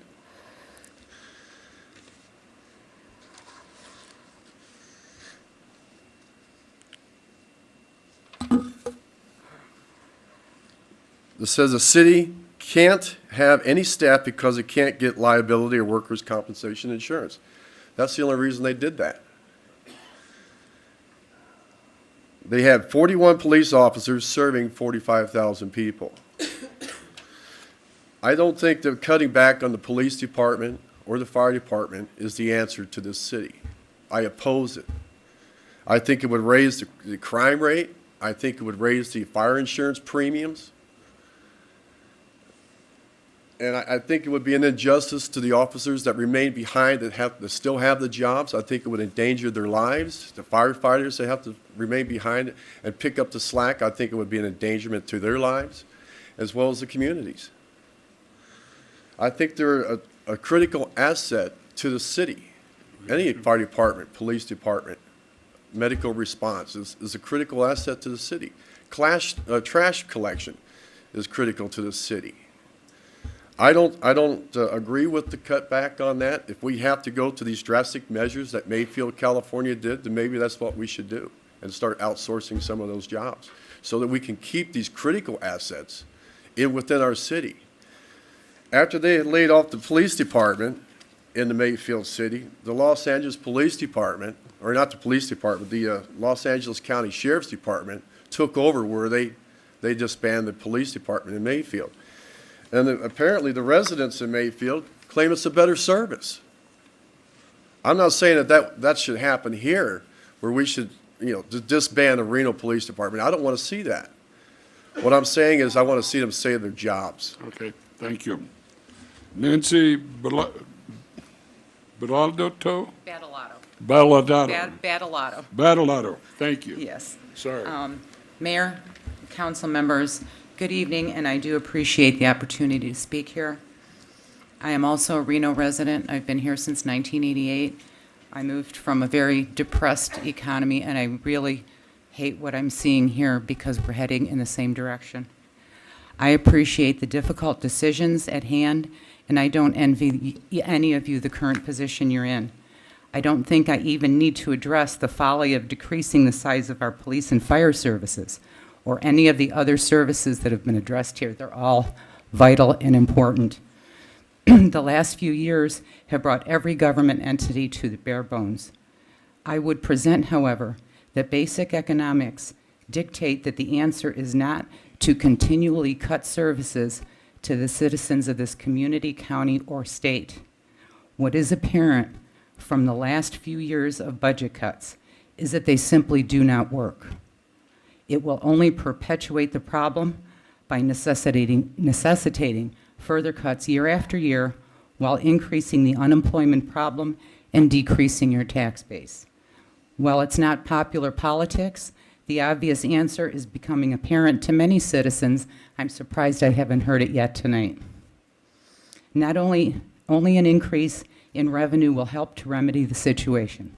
I know that you cannot change the tax structure we now have, but what I would ask and sincerely hope is that you have the courage and leadership to join in the solution to the problem and stand with us in requesting that the legislators and the governor look at the possibilities, starting with those that continue to reap record profits while the rest of us are trying to deal with foreclosure, bankruptcies, and job losses.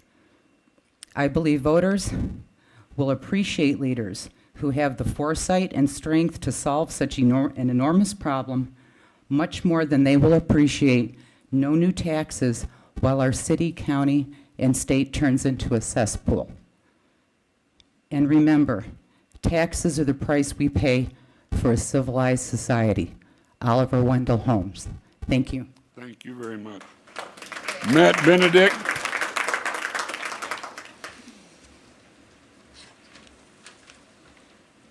Good evening, Mr. Mayor. Excuse me. Good evening, Mr. Mayor and the council members. My name is Matt Benedict. I'm the head coach of Reno Aquatic Club.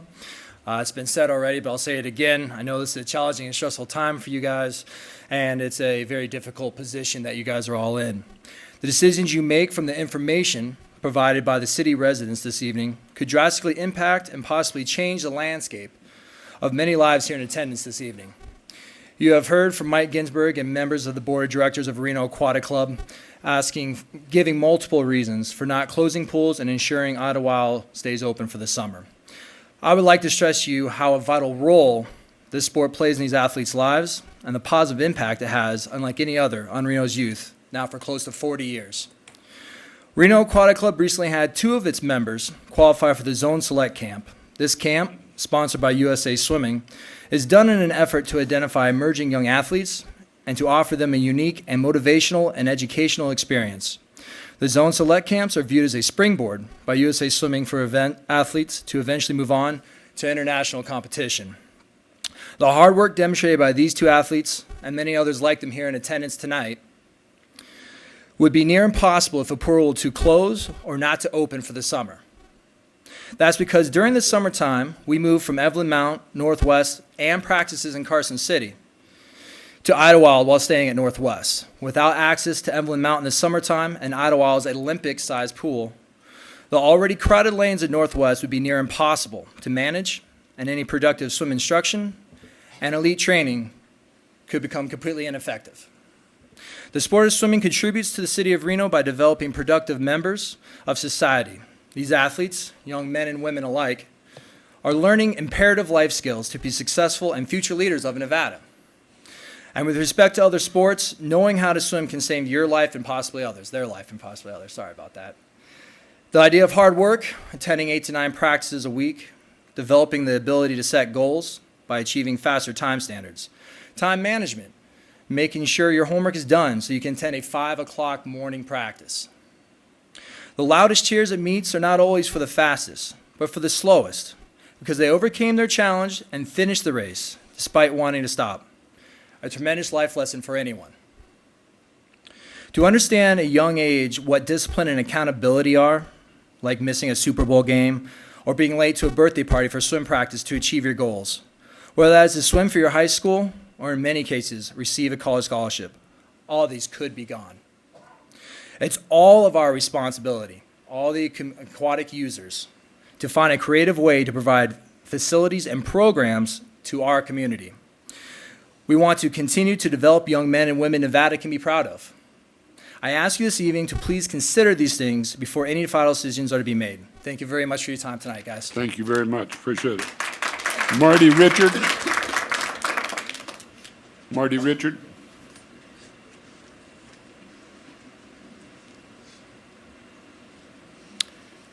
Thank you, Mr. Mayor, members of the council.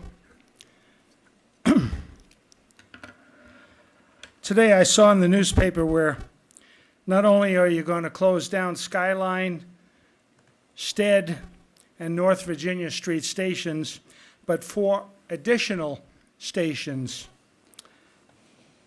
Reno has a total of 12 stations in the city. So in essence, you're going to shut down about 60%, almost 60%, 58.3.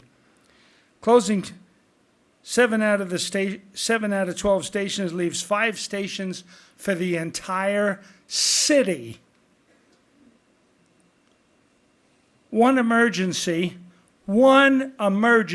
at any one of our large-scale buildings is going to bring that level down to 0 because everybody's going to be on that emergency. You're going to be down to nothing in the city. You'll have a few companies from the county that'll come in as it's necessary, but you're talking 10, 15 or more minutes to respond. And then it's going to strip those companies out.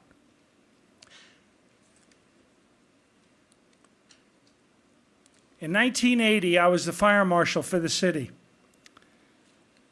A fire that took place in Las Vegas, 475 miles away, you might remember.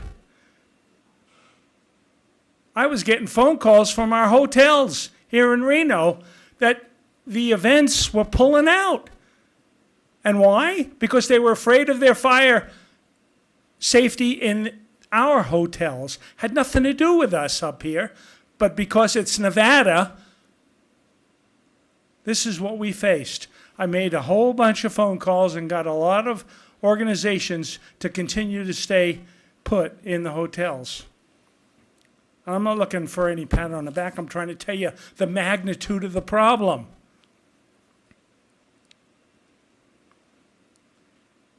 Not to mention, you haven't had a review yet from ISO, which sets the insurance services rates for our city. Currently, we're at a Class 3. We were going to go to a Class 2. Now you'll be lucky if you hang on to a Class 4. I understand you're going to be down to 36 people on duty in the city? Are you kidding? I had more than that when I came to work in 1964. Everything from rescues and emergency medicals and high-rise and fireground operations and the river and the lakes and the ponds, hazmat and wildland. I tell you what, you need to be advising these other jurisdictions that if you start cutting these stations down, that when they call on the phone and say, help, you're going to have to tell them, sorry, we ain't got nobody to help you. Thank you. Well, Mark Markle? I'm sorry that it took so long. Trying to explain this in 3 minutes is incredible. Thank you, Marty. But- Appreciate it. Thank you. You ought to go after the EMS system. 80% of our calls are over EMS, and they're making all the money. And we don't get a dime for our involvement in that EMS. Thank you, Marty. Not a dime. Appreciate it. Thank you. 20 years ago, we talked about this. Marty, thank you. Mark Markle?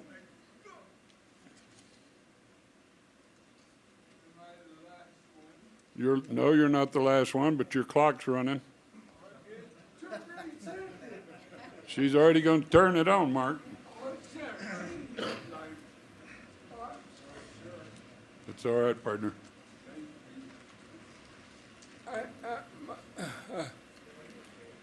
Can you? Yeah, we can hear you. We Can you no, know? We can hear you. Okay. Go ahead, Mark. Hi, my name is Mark Markell, concerned Reno resident. And if you cut the fire department and the police department, you'll be putting drunk driving victims at risk. I haven't heard anyone say that, but that's what will happen. So, okay. Will you please consider not? I'm braced. I had a car line down my head. A car line down my head, so I'm not there. But if you cut the police department and the fire department, you'll just be putting drunk driving victims at risk. Okay. Thank you. Thank you, Mark. Appreciate you.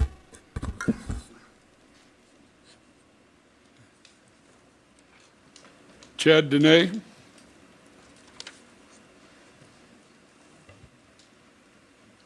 Good evening, folks. Chad Dene here, concerned Reno resident. You know when I break out the football folder that it's some serious stuff going on here. Just 3 short months ago, folks, I received nearly 25,000 votes to be the mayor of this community against Bob Cashell.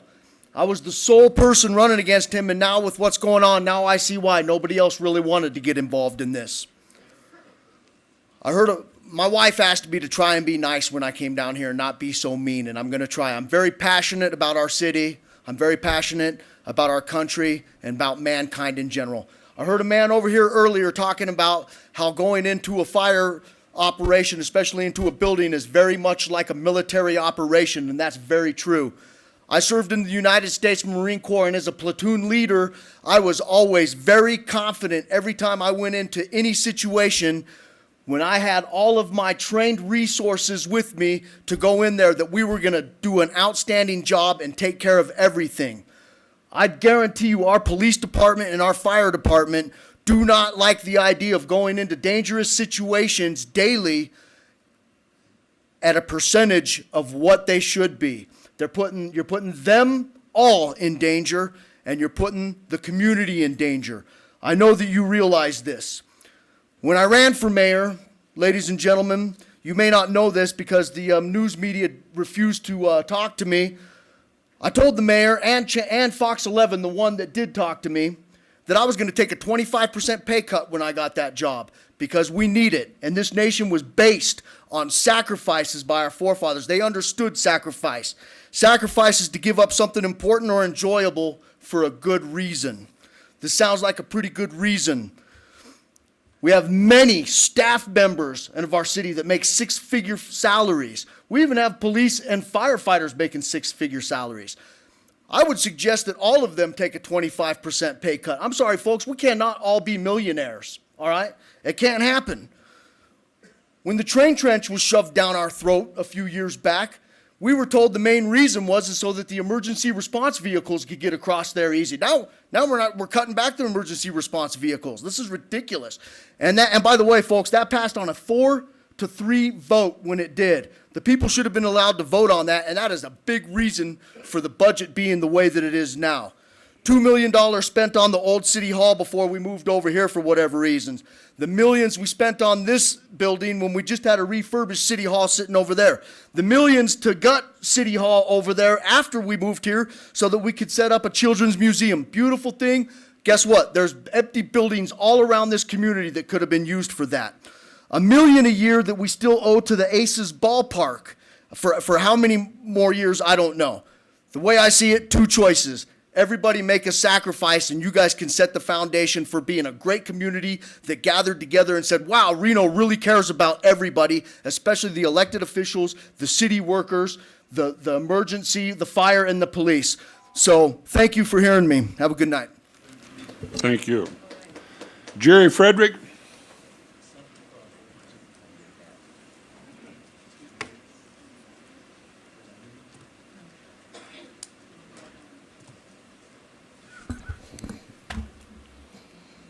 Honorable Council, Mr. Mayor, City Manager, thank you for the opportunity to address this board.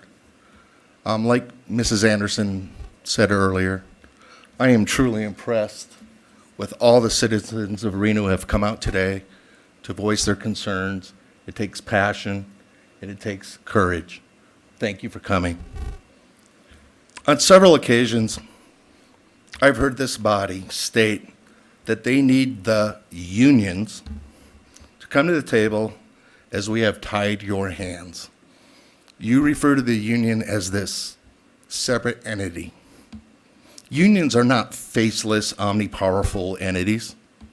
Unions are their members, and those members are your employees, and those employees are those faces that you see in this room tonight.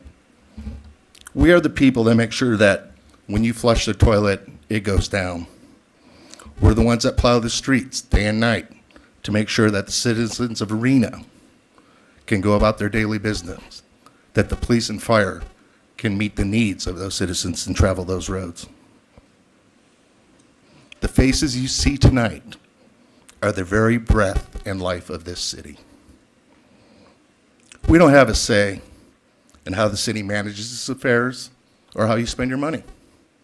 We just come to work every day and do our jobs to the best of our ability. The unions didn't put the city in this position. While the city does have an obligation to pay its bonds, I thought the city's first priority was to provide for the safety, the infrastructure, and the quality of life for those who call Reno home. That being said, the union, i.e. your employees, are prepared to come to the bargaining table now that these contracts are open, and through meaningful discussions and dialogue, it is our greatest desire to try to bring solutions to the problems we face today. Through that, we hope to be able to continue to provide the services to the citizens of Reno that they deserve. Lastly, should this council decide a reduction in force is the only solution, our only request is that this council ensures that full-time civil service employees are not shown the door while temporary and part-time non-civil service employees remain. On behalf of our members, your employees, I thank you for your consideration in this matter. Appreciate it. Thank you very much.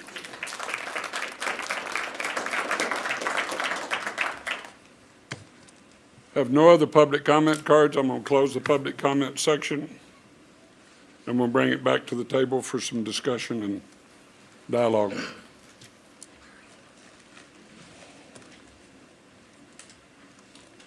Mr. Ashap? Well, I'll start with one of the priorities we heard tonight, Mr. Mayor, and this was with pools.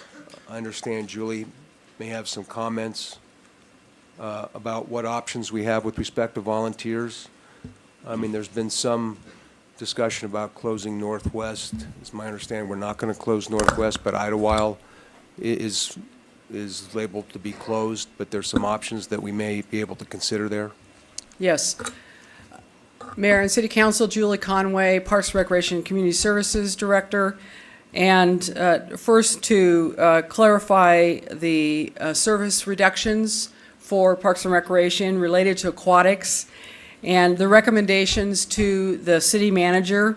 Let me remind you that the request of the Parks and Recreation Department was a 20% reduction, which totaled for 10-11, about $667,000 for 10-11. And our recommendation to the city manager related to aquatics was to keep Northwest Pool open for 10-11 with the exception of Tuesday, Thursday nights. Open swim would be closed, and close 2 weeks, only 2 weeks for Northwest Pool. That's for the entire year, but for Northwest Pool, virtually there's no change with the exception of open swim. Evelyn Mount, there would be no change other than we would have, again, this is for 10-11, you would see no change for Evelyn Mount Pool. And again, for 10-11 in the next 4 months, there would be no change for the Evelyn Mount Pool. For Idlewild, we did recommend to the city manager that there would be a closure for Idlewild and a closure for Trainer Pool. And again, Trainer Pool, both of these pools are summer pools.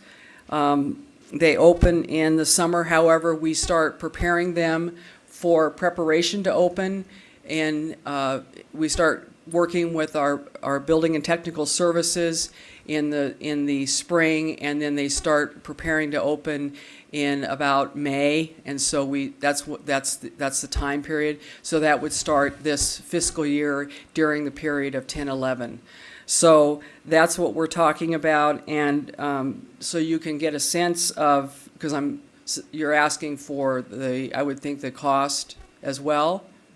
Yeah, because what we've heard tonight is that we've got a host of volunteers that would Yes. help us, which you and I talked about today, but in part it's that plus obviously some additional cash. That is correct. So I think that would be important to share what that number is. So if we are going to partner with the community, where we would go and raise those funds and what that number would be. That is correct. And we have as you heard tonight, we have a wonderful history working with volunteers, and we encourage that and would be more than willing to work with them on Idlewild. And trust me, it was very difficult for me to have to recommend any of these reductions, including any of the aquatics facilities. Specifically with the Idlewild Pool, in talking with Mike Ginsberg from Sierra Nevada Community Aquatics, they have offered to provide volunteer services. We've estimated that those services would equate to about $10,000 in value to us. And we're looking at a total. Would they be to operate it, or just No, come in and paint it and fix it up? That would be to fix it up and get it ready to Would open. they volunteer to operate it? We haven't gotten that far yet. What we're talking about to get it opening and to close for an abbreviated schedule we're looking at to May to July, a total expense is about $107,000. We haven't discussed with them about some agreement to operate it as far as paying for the utilities or anything like that.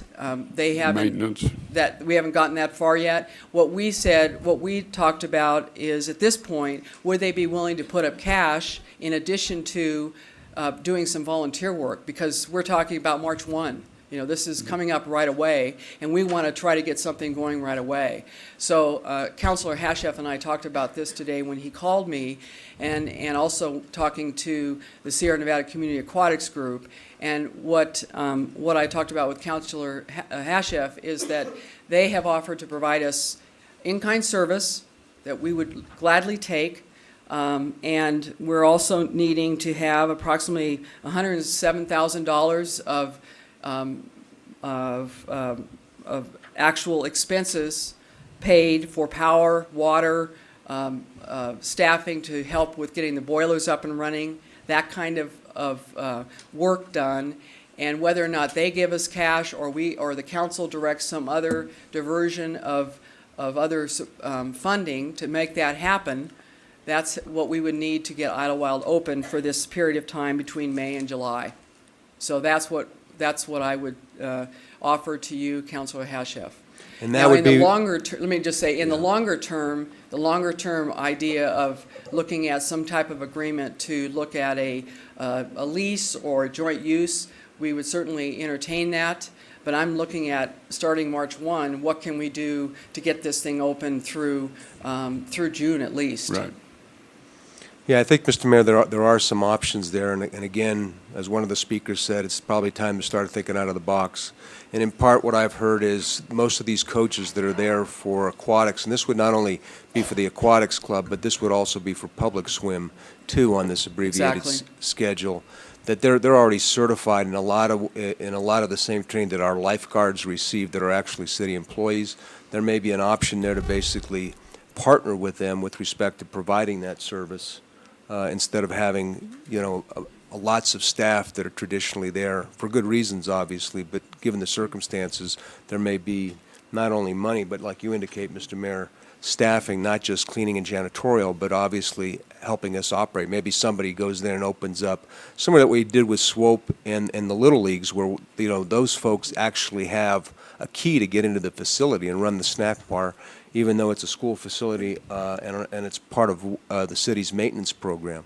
So I think there are some options there to try to keep Idlewild open. Well, I think that you should look at it and meet with them and see something similar to what we did with the ski resort. Maybe they're willing to step up and pay the insurance and lease the place or furnish the staff to be able to run it, similar with the volunteers you got with the ice rink this year and some things. If I may say, my original intent in responding to Councilor Hashef's question is that there is an immediate concern, and my concern and their concern is that as of March 1, depending on what council does, then we would not start to open the pool. And so that's why policy decisions are needed, so that we decide, that you tell us whether you want, because we need hard, cold cash. I mean, that's the bottom line. Just the volunteer alone effort will not be enough to get the pool open, and that's what I wanted to make sure, and I conveyed that with Councilor Hashef. I did provide some options to the city manager, and so that's what I wanted to convey to the council. Okay. Any other questions right now? No, I think, but I'm sorry, just one last comment. Yes, I think with the volunteer group and what they can bring to the table with what little cash they might be and the volunteerism, that we would then close the gap on what it takes to actually open the facility, and I would be looking to staff to come back to us with that number.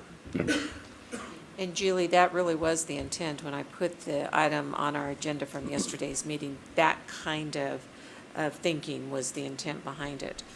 And I think that Mike expressed that, which I tried to portray when we talked about it yesterday. So that's the road that we're looking to go down, not just the cleanup day, but the actual continued operations. Okay. Mr. George? Yeah, before you go, don't go too far. Sorry. Yeah, and I would include trainer in that too if they have a need for trainer. I mean, I would include that in there if they're interested. And I think all those conversations are worth having. On the parks note also, what is the plan for Sabayan? I know we had some testimony earlier for Sabayan. Sabayan is, just to refresh your memory, Sabayan is not owned by the City of Reno. Sabayan is owned by Project Solutions, which is a nonprofit organization, and we lease it for $1 a year.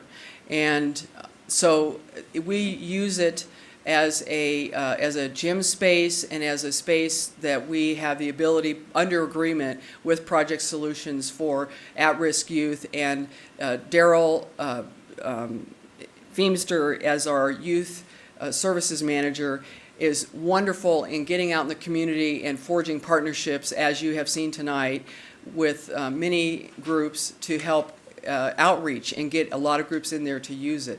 And so what, as you have heard, another one of our reductions for 1011 is to close Sabayan, and the cost for, and what I would like to present to you tonight is for the continuance of Sabayan for 1011 is $20,350.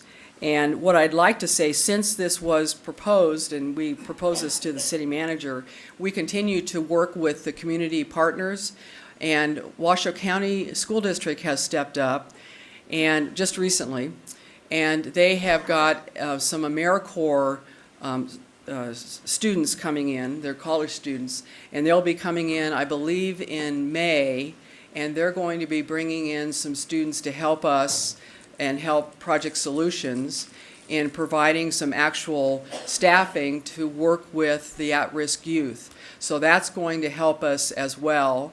And so again, as we continue to look for partnerships, if it's in the council's purview to provide additional funding out there, we are continuing to look for additional partners, as we have, as you've heard tonight, to help fund services out there. And again, for 1011, we're looking at about $21,000 to continue it from March to June. And with the Washoe County School District work, that would help us in staffing level. What is the $20,350? What is that? How does that break down? Primarily staffing. We have staff on site that provide staffing for drop-in basketball programming. We have an area for kids to come in and do their homework upstairs. We have art programs, the dancing program, that kind of thing. Now, could we partner with one of the nonprofits that's working with us already there and have them take over that function? I mean, they could have the keys. They could go in there. They could open it up. Let me share on that. What we're working on is, let me see, Daryl, come on up here while he's coming up here. What we're trying to forge, and part of the issue right now is the economy is so bad, it is difficult for a lot of the nonprofits to come forward with money. You've probably heard of Ready for Life, the initiative that has been underway for several years. And we're both on the committee, and the Ready for Life initiative with the school district is also on that group, is populated with many nonprofits. And we are trying to, including Daryl, is working on trying to get these nonprofits together and look at this particular site as a location to invest money in. And in fact, as you saw in your federal legislative list, it is on that list right now. And Maureen McKissick is looking for federal money to help us and help Project Solutions find some money for that site. So yes, we have been, and I'm going to stop right there because Daryl has some more information about some of the specific nonprofits. I understand. I mean, what you're talking about is more of a longer-term solution. Yeah. I'm looking for how do we make sure, starting March 1, that the people that are operating there now and helping these kids, I mean, again, I don't mind, as long as they've got the insurance requirements that they need, or whatever else is needed, I don't mind turning the keys over to them and letting them run this facility. I think they don't have the money, but I'll leave it to, do you want to mention that, Daryl? Daryl Feemster, Youth and Senior Services Manager. And Mr. Dortch, that is exactly what we are looking to do in some capacity. The challenge is a organization that would then take over the full operation. It's a challenge for any organization, just as it is a challenge for us as the city of Reno right now. I mean, everyone is facing the same kind of financial dilemma that we are in.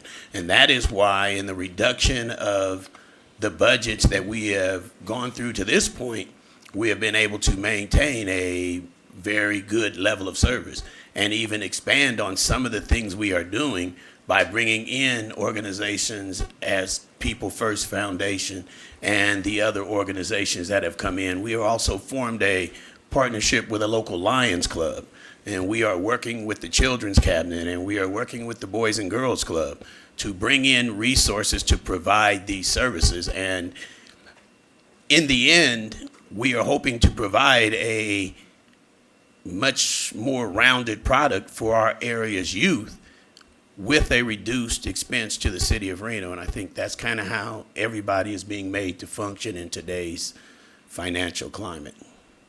But as you're saying, one organization that will come in and take over, if we could find that, believe I would rush to my boss's office, because, yeah, we know that resources are very limited. Ms. Edra. Thanks. Julie, back to the pool piece. We heard from John Vidalio, boy, I'm sorry if I got that wrong, John, that you said that you had submitted, Reno Aquatic Club had actually submitted a proposal that would operate Northwest for the 3-month period at a profit level, keep it in the black. And that really does beg the question that, you know, we heard, and we've already talked about, and it was brought up to us initially by Dan Meyer, that we look at operating these facilities, much like we have Sky Tavern, with a private group managing it from the get-go. We hand them the keys and they operate it. Could Reno Aquatic and/or SNCA, in combination or independent, could we give them the operation rights, give them the facility, and it's all theirs to operate, just like Sky Tavern is, Idlewild Pool or Northwest? Would they be willing and capable of putting that team together, and it's their operation, just like the Sky Tavern operation? Be more than happy to, like I mentioned, be more than happy to talk with them about that, about looking at Idlewild. I would like to talk with them about it. The proposal that they mentioned tonight, we got this afternoon, and I think that he was under the impression that we were going to close Northwest, and we're not. So that's why I wanted to clarify that we're not going to close Northwest. And that was my interpretation. Right, but if the regardless, offer was there for Northwest, right, but couldn't regardless, it translate into Idlewild? Right, but regardless, the point is, could we look at some type of nonprofit organization taking over the management of one of our aquatics facilities? And I think that we should look at that and bring it back and see whether they are interested in doing that. And bring it back to City Council and let you take a look at the proposal. It's have to do it in a hurry. So. Yeah, it'd have to be, Mr. Mayor, it'd have to be by the next meeting. That's right, Yeah. it'd have to be by the next meeting, but either step in and take the expenses and the operation and liability. And we can look at Idlewild, since that's the one Sure. that we're looking at, you know, and Trainer, I think, was the other one, but certainly Idlewild is the one that is the highest priority because of where it is and what's going on out there. Mr. Guston, you have something? Okay. Just on the Mr. pools, as the one who set up the Sky Tavern thing originally, the difference here, and I don't want people to get over-optimistic, is Sky Tavern only operated about 10 weekends a year. So it's a little easy to get volunteers. We were helped a lot by Mount Rose Ski Resort and other ones who saw that as a feeder market, so they were interested in helping that because people would grow up. And I think it can be done, but it might not be the same model to operate on a month to month to month. It's really tough getting volunteers there that many times. Right. No, I would agree, but I think at the same time, that helps close the gap on what we need in cash. And then potentially, Mr. Mayor, there may be a foundation or two out there that would be willing to put a little bit of money in, and maybe we could scratch up a little bit of money too to see if we could at least operate on an abbreviated basis. Right. Any other questions with swimming or with pools, parks? I have one for Parks. You want the parks? Come on. Just on the sheet that you gave us, I don't know whether these reductions here are because of the reduction in force or because of or is it in the $214,000 operating reductions? What's in that $214,000? In the operating reductions, there is, I can go over, if you want me to, I'll just go over the big ones, if I can do that. We have, in 10-11, we have in our recreation buildings, we have a closure on Fridays of Evelyn Mount Northeast Community Center. It's open all years, but closure of, early closure on Fridays I'm just going to go through these. Stop me if you want to, if you want to ask questions about it. So just early closure in the evening, early closure on Sunday afternoons. Neal Road Recreation Center, we would be closed on Saturdays because we find that we have a very low use rate on Saturdays. And then we have changed our hours during the week, just closed early 1 hour during the week because we find that we don't have as many people coming at night after about 7 p.m. So that's the difference there. At Paradise, we would close Paradise, and we have an alternative that either to they would come to Evelyn Mountain Northeast Community Center, or we have the Reno Housing Authority. The Silverado Manor residents has offered again to have their room available to us. So, and again, if that's something that City Council would like to change, that for 1011 is about $7,000 to change. So for 1011 to reinstate, that would be about $7,000. In the arts and culture area for 1011, what we did was to look at the first the sponsorships, and this is for 1011. We did because it was a 20% reduction for our department, we did a 20% reduction for Art Town, Pioneer Center, and Sierra Arts sponsorships, and so that totaled $39,740 for those three. And then for the challenge grant, and this is still 1011, challenge grant and the cultural event grants, which are now, they're unpaid grants that have not yet been paid, that totaled $26,576. And these again are unpaid yet this year. So that's a total of $66,316. So those are the impact of arts and culture, $66,316. That's for 1011. And again, I'm going the large ones. Park maintenance, this was the largest area because that is the part of the largest area of our budget, and also taking the lead from your planning session and what you talked about in the planning session. And in general maintenance, I reduced the park maintenance task by 25%, and that is a significant amount of reduction of general park, overall park maintenance, and weed control, and overall park maintenance related to park inspections and overall park maintenance, how parks are going to look.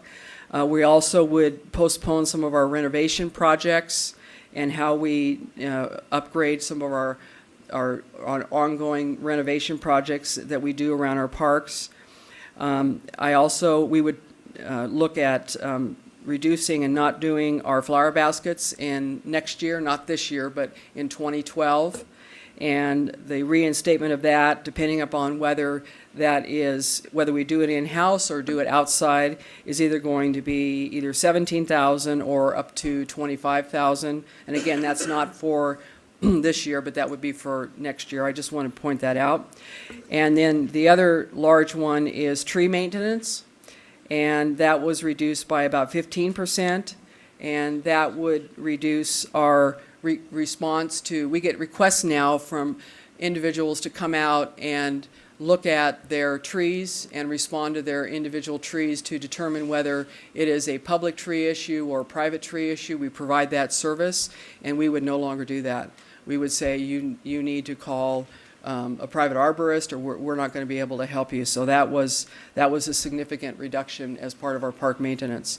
By far, our park maintenance area took one of the largest reductions in overall in our overall budget of the $667,000 for 1011.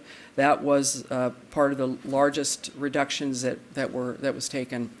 And in seniors was not, that's significant. We did have some reductions overall in some classes, but not significantly in senior classes and arts classes. And in Sierra Kids, not significant. We still will keep all of our Sierra Kids sites open, and we reduced some of our the extras that we provide to our Sierra Kids, but we didn't close any of our sites. Most of that because those are revenue neutral, and so they pay for themselves, and so we kept those open. And that was one of the main criteria I used in looking at services across the board and facilities across the board and trying to be fair in how we looked at providing services across all of our facilities.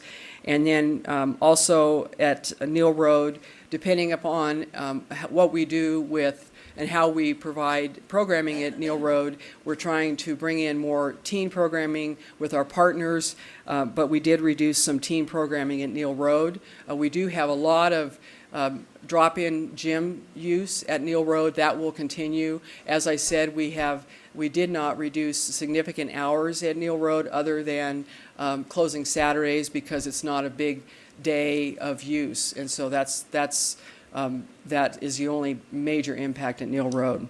So that summarizes the $667,000 for the 10-11 budget as far as the overall large, significant cuts. Thank you. Mr. Frezza. Yeah, Julie, are we on to the next, Mr. Mayor? Just one quick comment, though, Julie, with respect to the folks that did talk about trying to maintain, our level of service with respect for what we've done with arts and culture, and you explained some of the cuts. That option to provide volunteerism also is something that's doable with that group as well as with our aquatics group, correct? With arts and culture? Correct. Yes. So if there's people that want to volunteer, that will help. Yes. With respect to maintaining that level of service? With arts and culture? Yes. Yes. Okay, have you had any dialogue with the arts community on trying to do the same thing we've been talking about with pools? Yes, we have, specifically working with the Arts and Culture Commission. They have been very instrumental in helping us with the grants program and also with the cultural arts master plan. They've really helped us with that. That's been extremely beneficial, and they've spent a lot of hours on that. So, and I think they'll do more of that with us as time goes by. I think they're going to help us more. And that the Arts and Culture Commission is a wonderful resource because for each person on that commission, they know 15, 20, 30 people that they can call on. If we need help, we can just ask them for help, and they'll get more people to help, just like the aquatics group. Okay. Any others? Okay, we'll move on to the next. Where do you want to go? Ms. Frezza? Mr. Mayor, I'd like to start with public safety. Public safety. The first question I guess I'd have for the city manager, for this fiscal year, in some of I believe the RPPA was willing to give some concessions to save the 11 officers through this fiscal year. Is that something that we were able to do? And can you explain that for me, if we can save those 11 officers through this fiscal year? Mayor and members of the council, what I opened up with tonight is that we have a structural issue with our entire budget to isolate and just try to address for a short-term time. We're going to be right back in the same situation and back here at the first part of next year. What I was trying to encourage is that we look at the long-term solution and try and get to the bottom line of that. Yeah, there's an option to try and do that if that's what the council desires. I'm not going to encourage you to do that because I do not believe that's the wise course of action. But of course, if you choose to go that route, we'll do it. Okay, so I do want to follow up on that because I do understand we've got this fiscal year and then next fiscal year. I don't know what the specifics are of the proposal, but if they were willing to fund those 11 positions, because we are going to have to pay unemployment insurance, how much is that to pay for the unemployment for those officers? The unemployment runs about, I believe, 30%. So 30%. So if they were willing to come to the table and make up whatever the PERS contribution minus that 30% that we would have to pay for unemployment insurance, I mean, is that something that we could do with the understanding that we're going to be back at the table in a couple months? That's entirely at your discretion. I would not advise it. Okay, and then my next question. Can I just follow up on that real quick? I'm not sure why you wouldn't advise it. If they can come up with a solution, a short-term solution, as we work towards a long-term solution, why wouldn't we do that?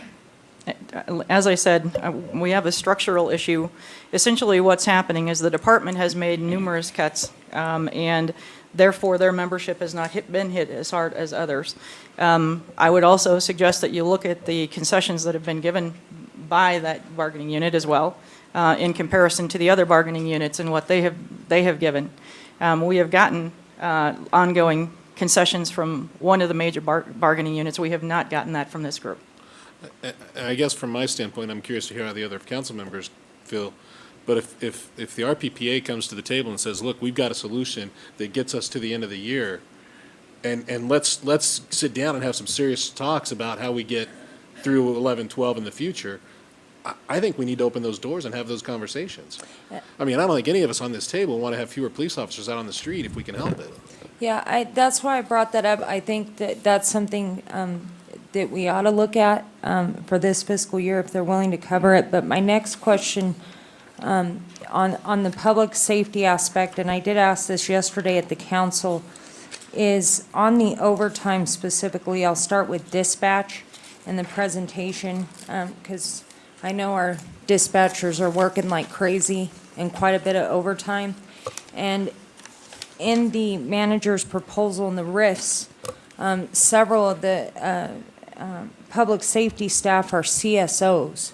So my question is, I don't know if this is a question for civil service, but we've got $300,000 in overtime in dispatch. Could we transfer 3 CSOs over to dispatch to, I mean, is that option available? So we're eliminating the overtime, but yet we're keeping 3 people employed. I know it's up to them whether they want to transfer or not, but maybe some of them may, because they're in the public safety sector. Rick Vandenberg, Communication and Technology Director. First of all, it's a civil service position, so we'd have to have civil service make a decision on that. Typically, they'd have to apply and test for the position. Additionally, just to give you a heads up, the lowest level of dispatcher that we have in there takes between 17 and 25 weeks to train, to bring them up to make sure that they're doing the job right, just on a call taker. I understand that, but Rick, it comes to a philosophical issue because when you're dealing with public safety, that much overtime for those dispatchers, I would think before we weren't able to hire dispatchers. People weren't attracted to that job. Maybe the times are different now. But to me, it's with fatigue too. Answering, they deal with a high volume of stress there. They're answering several 911 calls. I mean, is this something we can work on civil service with, yes or no? Oh, I think, yeah, absolutely. I think we can talk to civil service on that. But, you know, I don't know where it's going to, where we're going to get the savings on it. That's all I'm saying. Because of the training aspect. Yeah, you're training, and I think I need to point something out here. If I go back to 2006-07 and look at that, and the people that we've hired in dispatch between 2006-07 fiscal year to now, we've hired 37 employees up there. All right? We've lost 41 employees.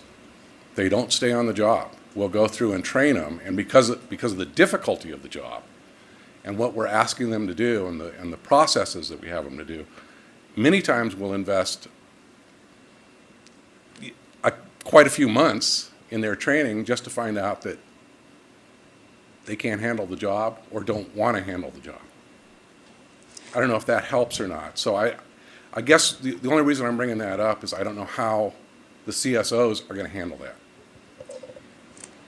I just think maybe it's an option. And then I want to get to the overtime numbers for fire and police. Well, we've got Rick there. Can I ask him a question? Yeah. Is that okay?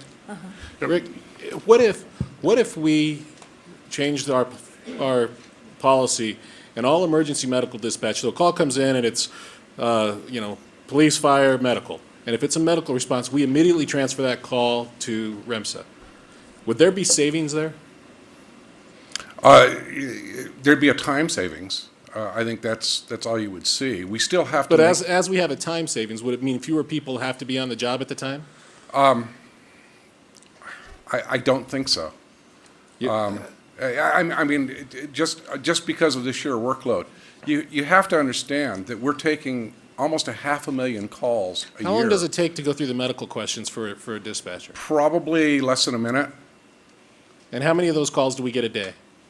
I don't know. I'd have to look it up to be absolutely correct. Didn't we just get that? Dwight, while you're looking for that, I'm going to follow up on your Go ahead. question. Okay. So you talked about that it takes the 17-plus weeks to 25 weeks to properly train someone, and then they don't stay because of the stress of the job. If we were to take away those medical calls and the stress and demand from their daily routine of not having to perform that in addition to the other safety calls, could that prolong their service tenure in that department and not such an early departure from them? When we're dealing with the calls, no matter what kind of calls they are, we're focused on asking some specific questions to get them in the right area. When I look at the medical calls specifically, the savings that we would get is the aspect of, we would ask the question, is it a medical call? If we get an affirmative on it, we just send it off. Right. So you get a savings of a minute per call, maybe, if even that, because you're only asking 3 or 4 questions before you make that transfer off. That's what I'm trying to get across. But we would still be the first point of contact for all of those calls coming through. The other thing, too, is that once those calls are transferred off to REMSA, if we transfer them off to REMSA, there's nothing, we don't know if those calls are going to come back to us. But at that point in time, it would be if they determine that fire needs to be dispatched, is all it would be. So those calls would Be come no back question. in the event that the emergency medical dispatcher determined that fire needed to roll to. Yes, it would come back to us as another call. It comes back to us from REMSA then to say roll fire or roll whatever. And what percentage of those what percentage of those calls need to roll fire? Need to roll fire. Yeah, I can tell on my side, I can't tell on the REMSA side. It's because we're rolling fire on those and then we're sending the non-medical off. I guess what you're asking me to do is say, how many from REMSA would come back to me? I don't know at this point in time. And just to follow up on that, I guess, Rick, is I'm not in favor of privatizing dispatch. I think dispatch, we've got to know the numbers. I served on the District Board of Health, and when REMSA comes through and it's just a very generic report, our dispatch, we're able to see there's accountability for those calls coming into the system. There is no, I mean. All I'm saying is there a savings if REMSA, who is our medical responder, if they handle the emergency medical dispatch? And I think there's going to be a savings. That's all I'm saying. I mean, why not have your medical responder handle your medical calls? Well, because right now we have dual functions. Well, our people aren't trained to be the medical, whereas REMSA's are. And again, the savings would come in the time frame that we have in coming in on the call. Is it an emergent? Is it medical? Boom, the transfer takes place. Well, and then at that point in time, you wouldn't need a medical emergency dispatch. Medical. Yeah, that's true. So there'd be some savings there too. Yeah, unless we get a call back to roll some other piece of equipment. But Rick, following up on that, the reason why I asked that, regardless if it's a CSO or not, we still have overtime figures. The way you make it sound is that we're never gonna hire again. I mean, eventually, if we wanna get rid of these overtime figures, then shouldn't we be putting more staff on to reduce the overtime? I think what we're showing on the overtime is the aspect that we're staffing up for a certain level on each shift. And unfortunately, I can't sit there and tell you when the emergencies are going to happen. We're looking at, and what I mean by that is that we staff for we have 9 bodies on each shift, and we run 6 shifts because we run a day shift, a swing shift, and a graveyard shift, but we run a 4-day work week. So we run Sunday, Monday, Tuesday, Wednesday is one shift, and then Wednesday, Thursday, Friday, Saturday is another shift. Does that make sense? And, yes. And that's what we're covering on there.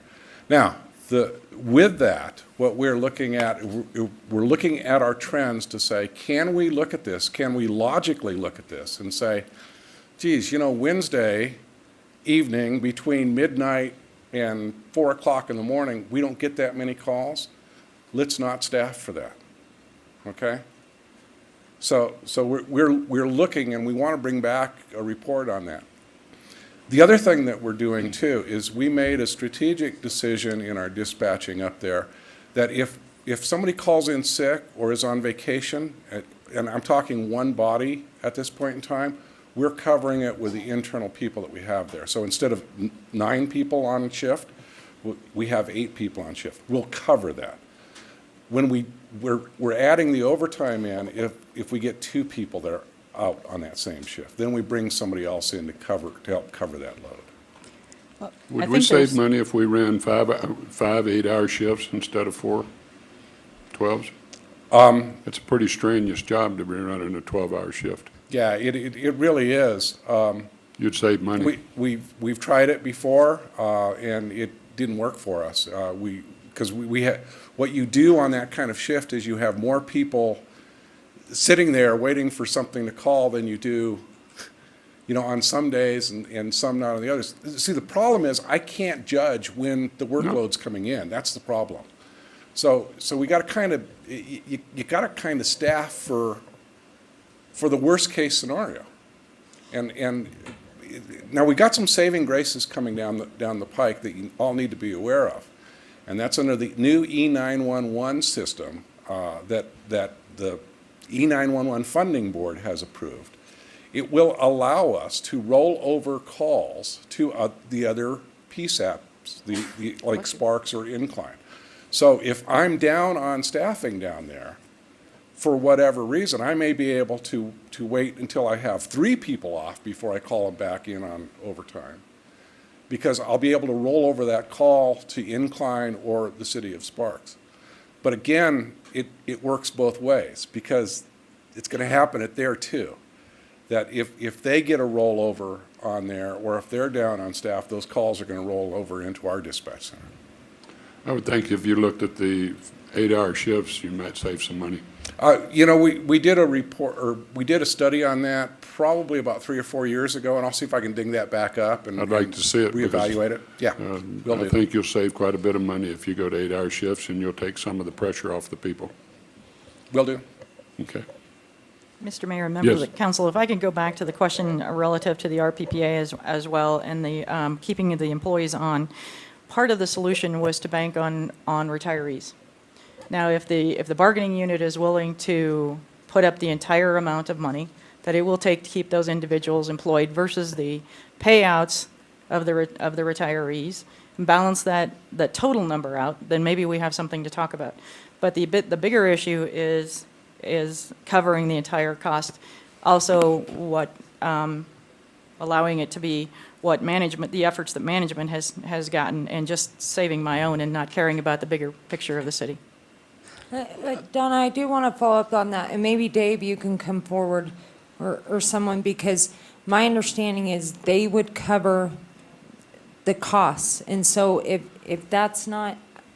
Would they cover the 1.8?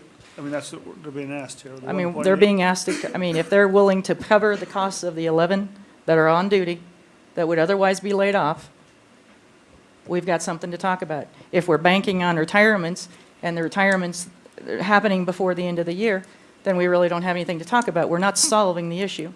If those retirements, this council sat here last year, and as we were talking about layoffs, and you said if you don't have the retirement in hand, don't bank on it.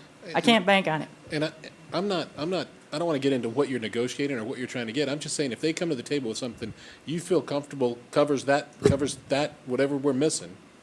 And I don't feel comfortable with what I've heard proposed from the bargaining unit. To me, this is to all bargaining units. This isn't just police. I mean, if No. they come up with a solution, I mean, part of me feels like we're just kicking the can here a little bit because we've got to bank on getting this problem solved by July 1. But if they can come to the table with a solution that gets us to July 1, and in the meantime, we can have some serious negotiations regarding solving this problem long term, I think that's beneficial to the city. Well, it is, but if you're banking on retirements and they're not going to retire until July. I don't know what that solution is going to be, Bob.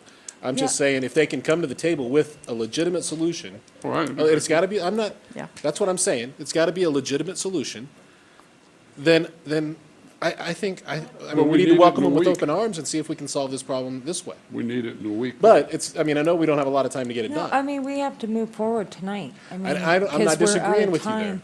But what I'm saying is that that process does take the 30 days. And I understand, I think part of the issue, Madam Manager, was last time when the calculations were done, before your time, they didn't calculate what the retirees' payouts are. There's a cost associated, even though they're going to come off and we're not filling those positions, there's still the immediate impact to the budget of doing the payouts for the retirees. So I think that's, I don't know if that's in the calculations. I'm sure staff is put that in here when you're looking at what those figures are.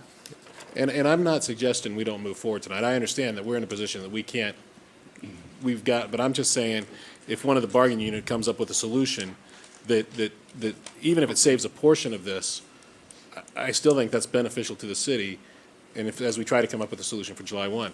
I mean, I think IAFF has had a proposal on the table for 6 months that would have helped solve a lot of these problems.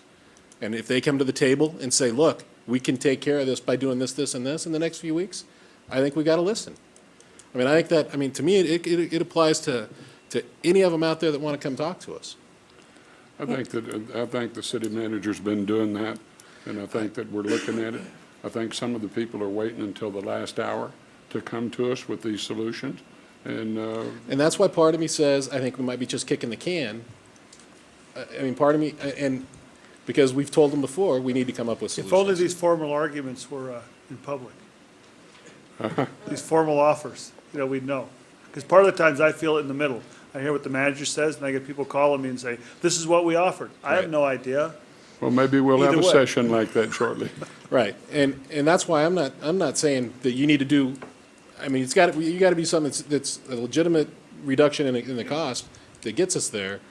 But again, if we've got viable solutions to keep firefighters and police and other people their jobs, I think we've got to look at it. I think we all agree to that. Mr. Mayor, if I could if I could start with the fire overtime, the 1.8 million, I guess questions for the chief on this. This is something that we're tracking, and it has gone down substantially since 2007, 2008. It's been reduced in half, although this fiscal year isn't over yet. But what's the major contributor to the overtime? If we're doing the rolling brownouts, we still have, a couple million in overtime. I mean, I guess what I'm looking at here, we're looking at reductions in force of 36 firefighters, and yet we have 2 million in overtime. For the record, Mike Hernandez, Fire Chief. Typically what we have a threshold where we will reduce our staffing via brownouts at Station 7, 9, and 10. And once we hit a threshold of a certain number of staff per shift, we will call back on overtime to maintain that minimum staffing level for the majority of the department. That is primarily impacted by individuals that take leave, that are on sick leave or injury leave. And of course, there's FEMLA as well, long-term illness and things of that nature. So, and then on the vacation, because the contract, I believe, still contractually, they get to call in 2 hours before shift to take a vacation, but from what I'm hearing, they're doing straight times. I mean, can you account for the overtime numbers, what the calls actually are? Is it vacation? I mean, when you do your scheduling through telestaff, can you break that down with vacation, sick, disability? Yes, and I don't have that data with me. We did run a number when the incident occurred in Las Vegas. We did run a query in terms of what our leave usage is, and we do have a proportionately high number of individuals that use straight trade, and then behind that, that's the largest segment of leave, and then behind that would be with sick leave, and then we've got some injury leave behind that. And again, I apologize, I don't have those numbers with me, but we did run that data. Yeah, that's the numbers I wanted for tonight, though. I mean, we're making these decisions. What I want is, I want to know what is the contributing factor, because we're trying to keep people employed, reducing that overtime. Are we going to compound the problem by now doing a RIF for 36 firefighters when we're already at $2 million in overtime and the fiscal year isn't over yet? In essence, what we're doing is, yes, we are taking a reduction in force. However, we're compensating that with the brownouts of an additional 2 stations. And then we're reducing staffing at an additional 2 stations. So we're reducing the amount of individuals that we need on a daily basis, but there will be some overtime incurred with that, because as we reduce these 36 individuals, we will have to maintain a certain level, a threshold, if you will. And when we hit that threshold, we are going to have to call back people just to maintain the existing stations that we do have. So, and again, I apologize for not having that breakdown of leave. I Why don't we have that breakdown? I'm sorry, why don't we have the overtime numbers? I've been saying this since the retreat. I wanted to see that. Actually, we did, yes, and I take responsibility for that. My direction to staff was to take a look at our overall overtime numbers. And we went back 3 years and we tracked what our overtime is. And again, what occurred in Las Vegas is what triggered that report.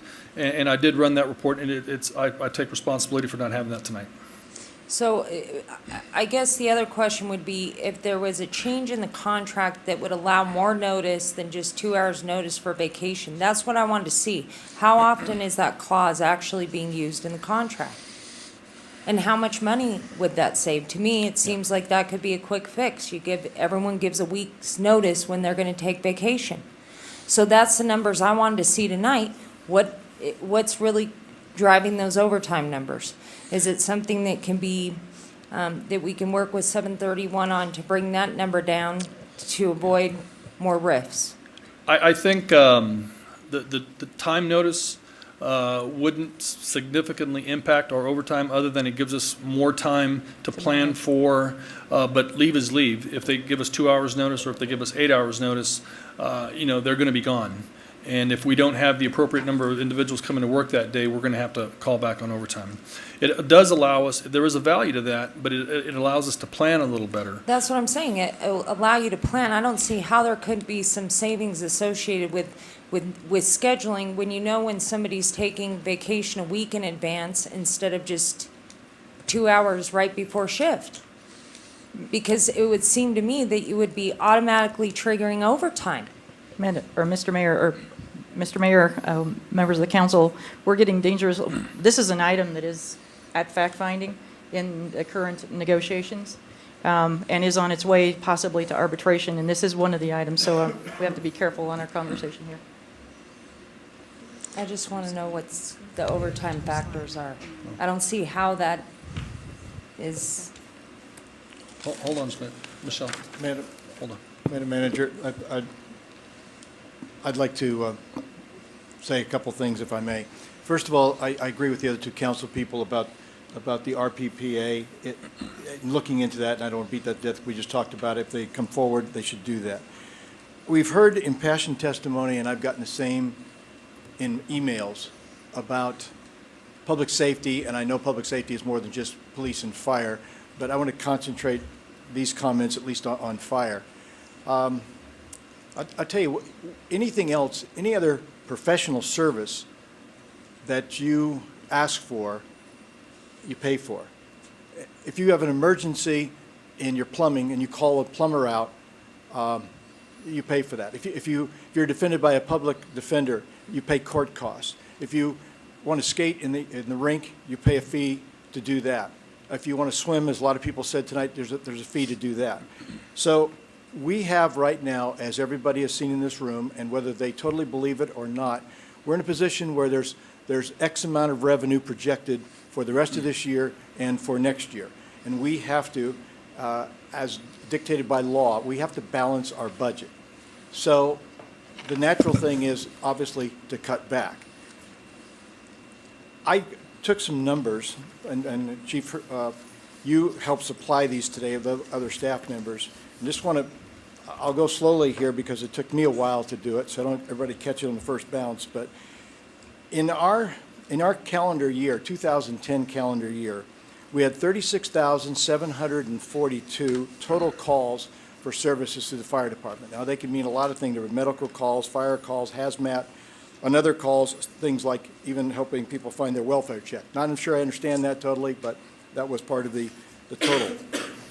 If you took that number, that 36,742, and let's say that 4% of those, or 1,742 of those, were not emergency or not necessitated by having somebody be there immediately, or even a little farther. Let's say that 18%, that may be a better figure, or 6,742 of those calls. The reason I get down to that is, let's say the 18%. That would take you to 30,000 calls again in calendar year 2010. I would project that forward in 11, 12, et cetera.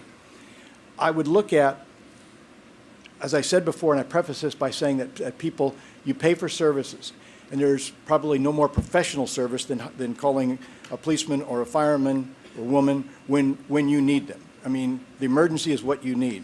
So I would ask Madam Manager to take a look at this. It may be unpopular in some areas, but we're looking at keeping people employed and where that money is going to come from.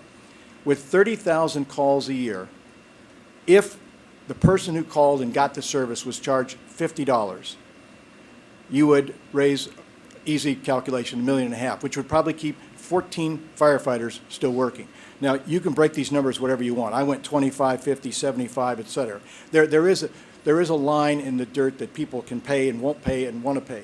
But the impassioned pleas we've heard about continuing services, and I'm concentrating on fire right now because we're looking at laying off 36 people. If, for example, you took the 4% I talked about, there's 35,000 calls a year at $50, that equates to $1,750,000 in revenue.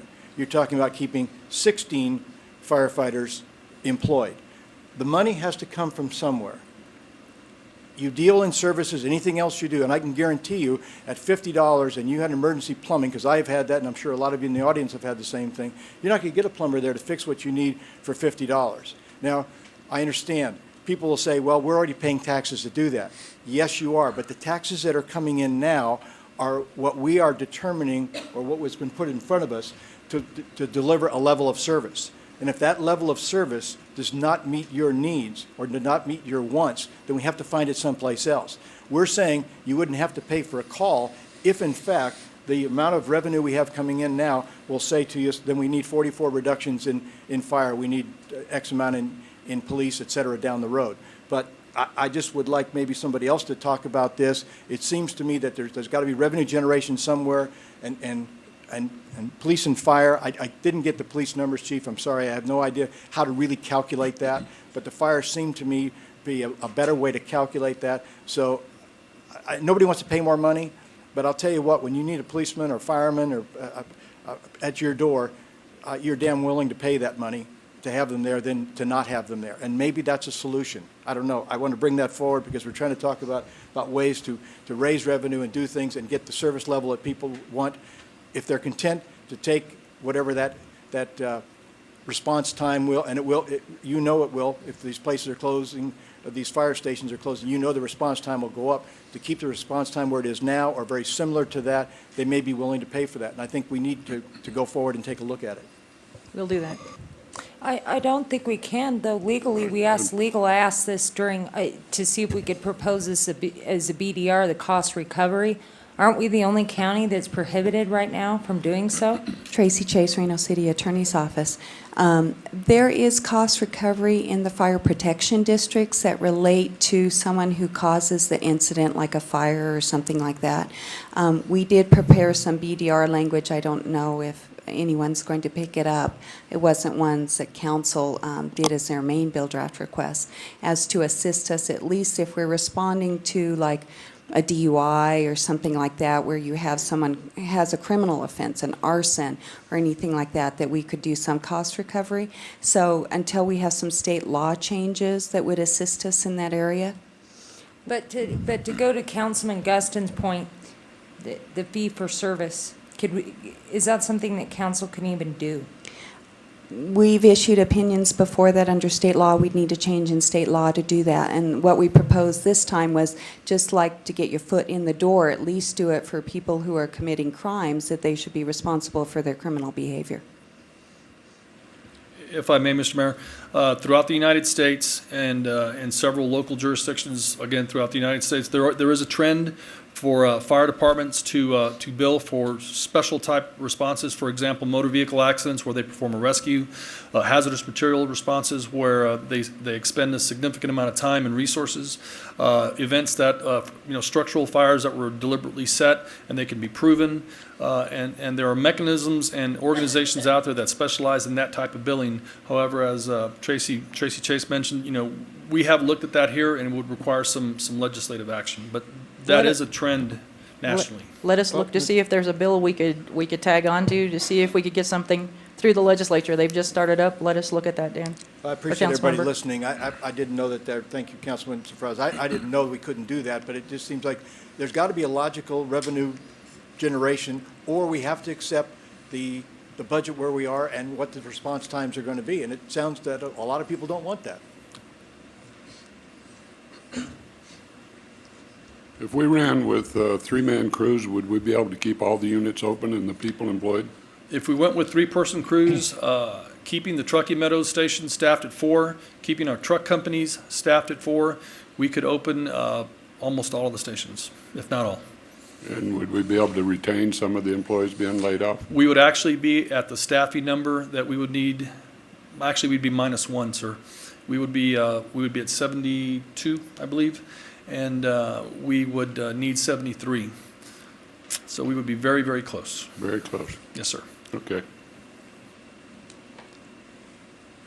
Yes, Mr. Azzi, sorry. That's okay. Chief, similar to Parks and Rec, we have 738,000 operating reductions from the fire department. Can you go over what those would be?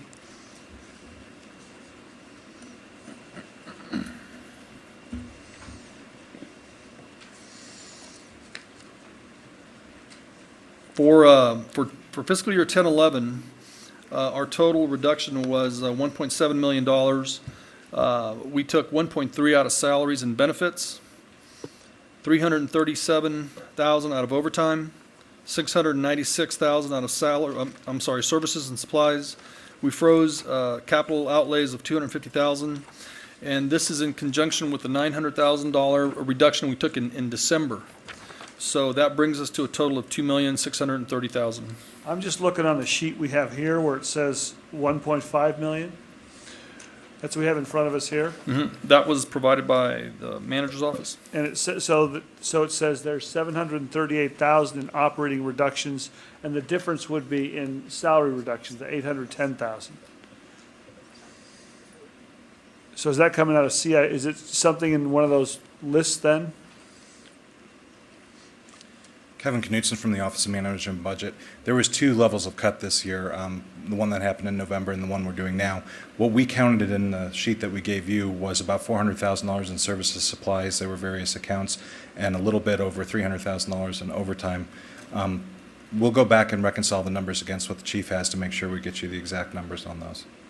Well, I'm just gonna go off, I'm happy with the 400 and 300, because I'm just sticking with this one right here, to try to be consistent. And actually, I think it was closer to 500, 200. It was like 229, and then the rest was in But services. what kind of services are there in $500,000? I mean, that's what I'm wondering, that we couldn't have cut 2 years ago.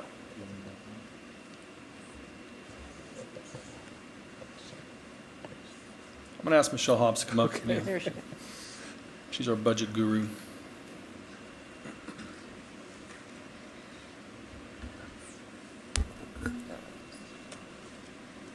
For the record, Michelle Hobbs, Senior Management Analyst, Reno Fire Department.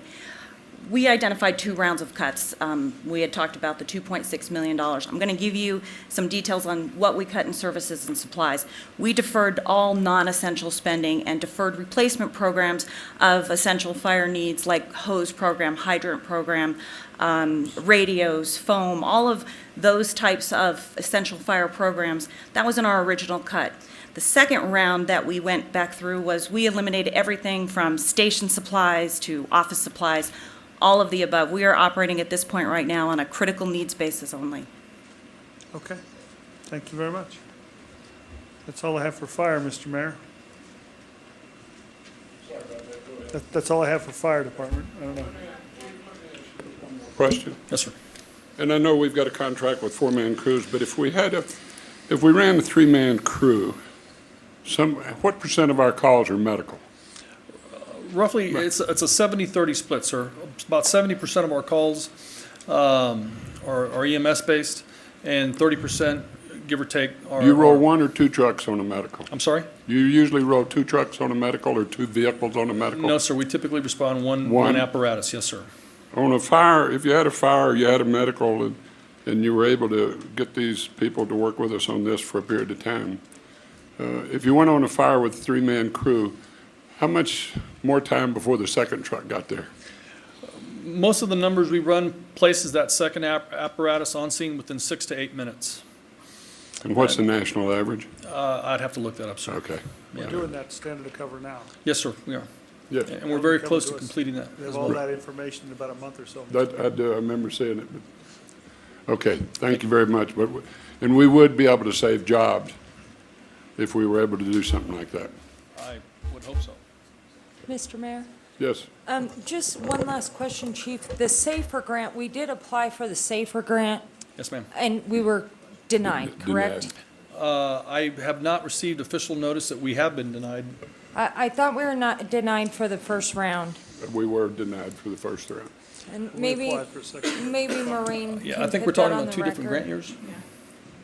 Because that is a question I've gotten from several of the firefighters, is We- if we move forward with that, and we did, and we were denied the first We- round. We applied the first time and we did not receive the first round. In the second round, we went ahead and applied. I don't know what the status is. They came back and asked us some additional questions. That's correct. And Let me I'm not sure clarify. what the status is. For the record, Maureen McKissick, the first one we applied for was under the Recovery Act. That was the one that was denied. The one that is pending right now was just the standard annual application. That is still pending. Okay. We have not heard either way. Maureen, do you know when we'll hear about that? The last time I checked, the status of those was last week, and at that point, DHS had released about 15% of the $410 million available nationally, so quite a bit more to go. And it's pretty competitive, though. It's extremely competitive, correct. We put in an application for 10 rehire positions, and that was at council's direction. So that is what's pending right now. Okay, and then just one more question for the chief, because we are having retirees out. I mean, we're having several more people retire. So, and I don't know, Councilman Iazzi, I think we got this changed at the council, but what happens if we have more retirees out, Madam Manager, and then do we then hire people back on? Is that within the budget for 11, 12? I'm sorry, 10, 11? Actually, Mayor and Council, that we have a problem that is bigger than just employees going out. We have limited reserves. You know, we are at the 4% with about $1.9 million above. I would I would not advise that we automatically, as more retire, hire back. We've got to look at the overall picture of the city. I understand that. I guess what my question is, would the people that went out, would they have the first option to come back, or do we have to go out again? No, it's last in, first out.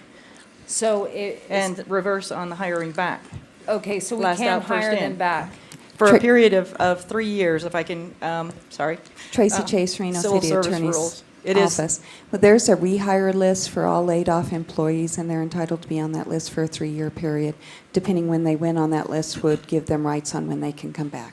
And is that within every department? Yes, Okay. every department, the civil service, that does not apply to at-will. Okay, thank you. Mr. Mayor, if I could, members of the council, I'd like to deviate briefly. I'd like to point out that Chief Joe DeRusso, this will likely be the last time you see him in an official capacity. He will be retiring February the 14th. As of this Monday, he will be taking leave through the 14th, and he's been a valued asset to our department and this community, and we're going to miss him. Chief, you've been a great asset to our community, and we really appreciate your service and everything. And we appreciate your landing of an aircraft also, sir. Honorable Mayor and Council, Steve Pitts on behalf of the Reno Police Department. Mr. Fraser, you have some questions on overtime? Same question that I asked Fire, is there a way, because that's my concern, we go forward with these RIFs, and you've got the, we have, what, 2 million in overtime? Slightly higher than Fire this year. Can you tell me why? Well, let me kind of put it in a historical perspective. For fiscal year 08-09, our adopted overtime budget was 1.4 million. We spent about 1.2 of that, and we were roughly about 15% under an overtime budget. When you look at fiscal year 9-10, the overtime budget adopted was 1.7 million. We spent about 1.3, roughly about 25% under budget. And this year, of course, we're not there yet, but it was a 1.4 amended budget by council in overtime for the Reno Police Department. And we're at 685,000. We're roughly at 10% under for this time of the fiscal year. Just a couple things on our overtime. Okay, maybe I'm looking at a different, they gave us different numbers. It says 1.9 year-to-date. You're saying 600? These, yes. That includes holidays and callbacks. That includes holidays and callbacks. Mr. Knudsen said in the 1.9. The difference between us and the fire department is when you look at the percentage of our overtime budget that we can bill back to special events and grants, it's between 65 and 70%. Okay, so that is occurring now. So even on the 1.9, Yes, ma'am. we get to bill. Do you have that broken down, Chief? Yeah, I probably do. Bridget probably has that with her. Okay. Excuse me.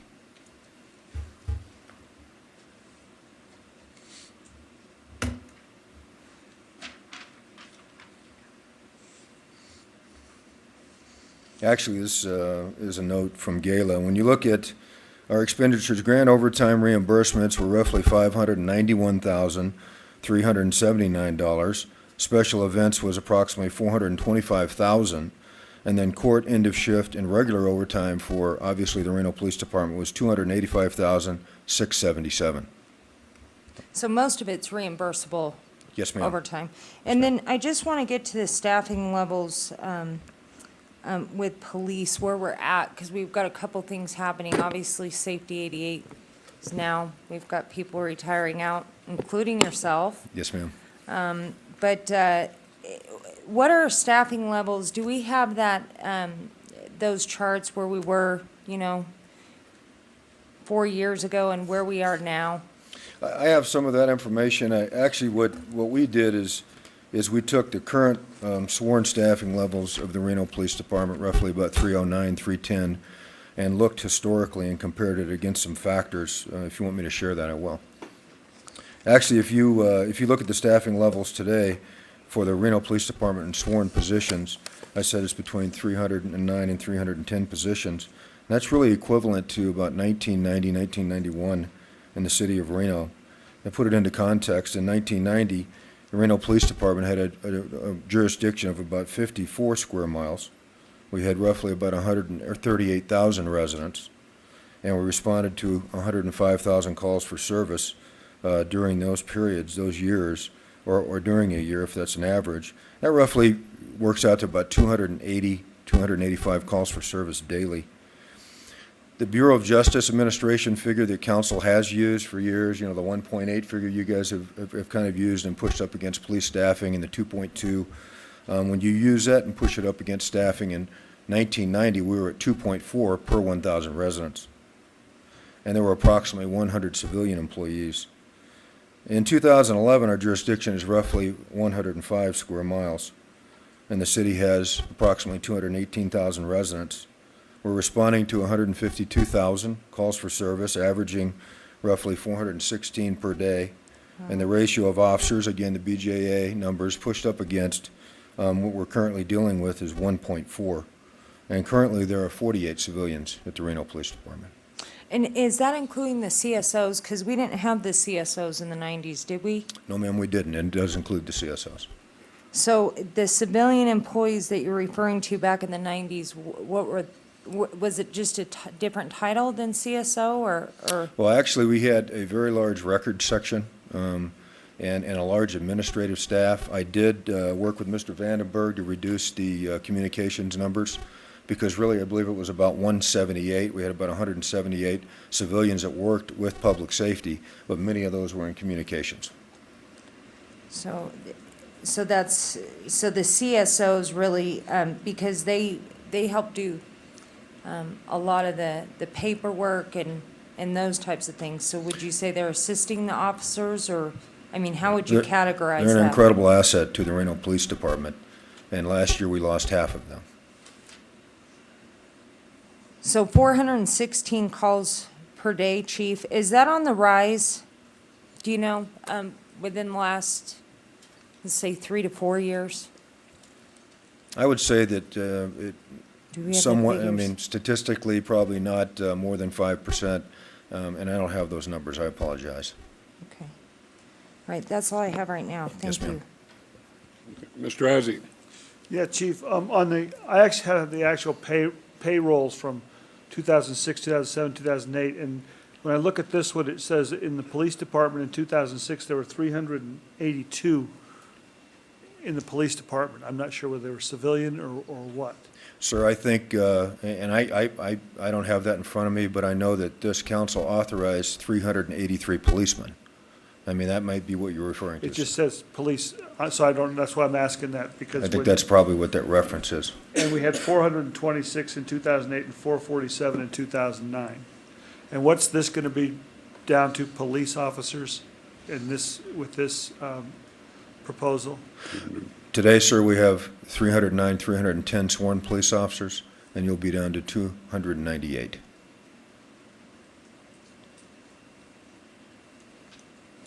And how many patrol personnel do you usually have on per shift, like at night, right now? How many are scheduled to be out there today? I need to make sure this is explained, so if I can have a couple of Please. moments, I'd appreciate that. We have broken patrol down into several different areas, sir. And you have patrol teams where officers bid for those assignments, and there's roughly 127 police officers that bid for those assignments, and that's based on 24/7. So roughly, an average is about 40 officers are assigned per shift, okay, around the clock for those positions. And unlike the fire department, there's not minimum staffing. How many are usually out? Because we still have vacations and sick time and all the same. Excuse me just a minute.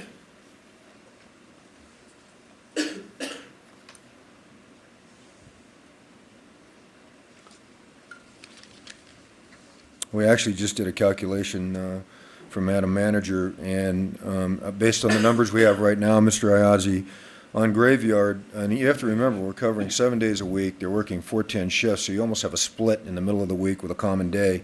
Graveyard's between 16 and 18. Swing is roughly 18 to 20, and day shift is approximately 30, sir. Okay, thank you very much. Yes, sir. Any other questions? Thanks, Chief. Thank you, sir.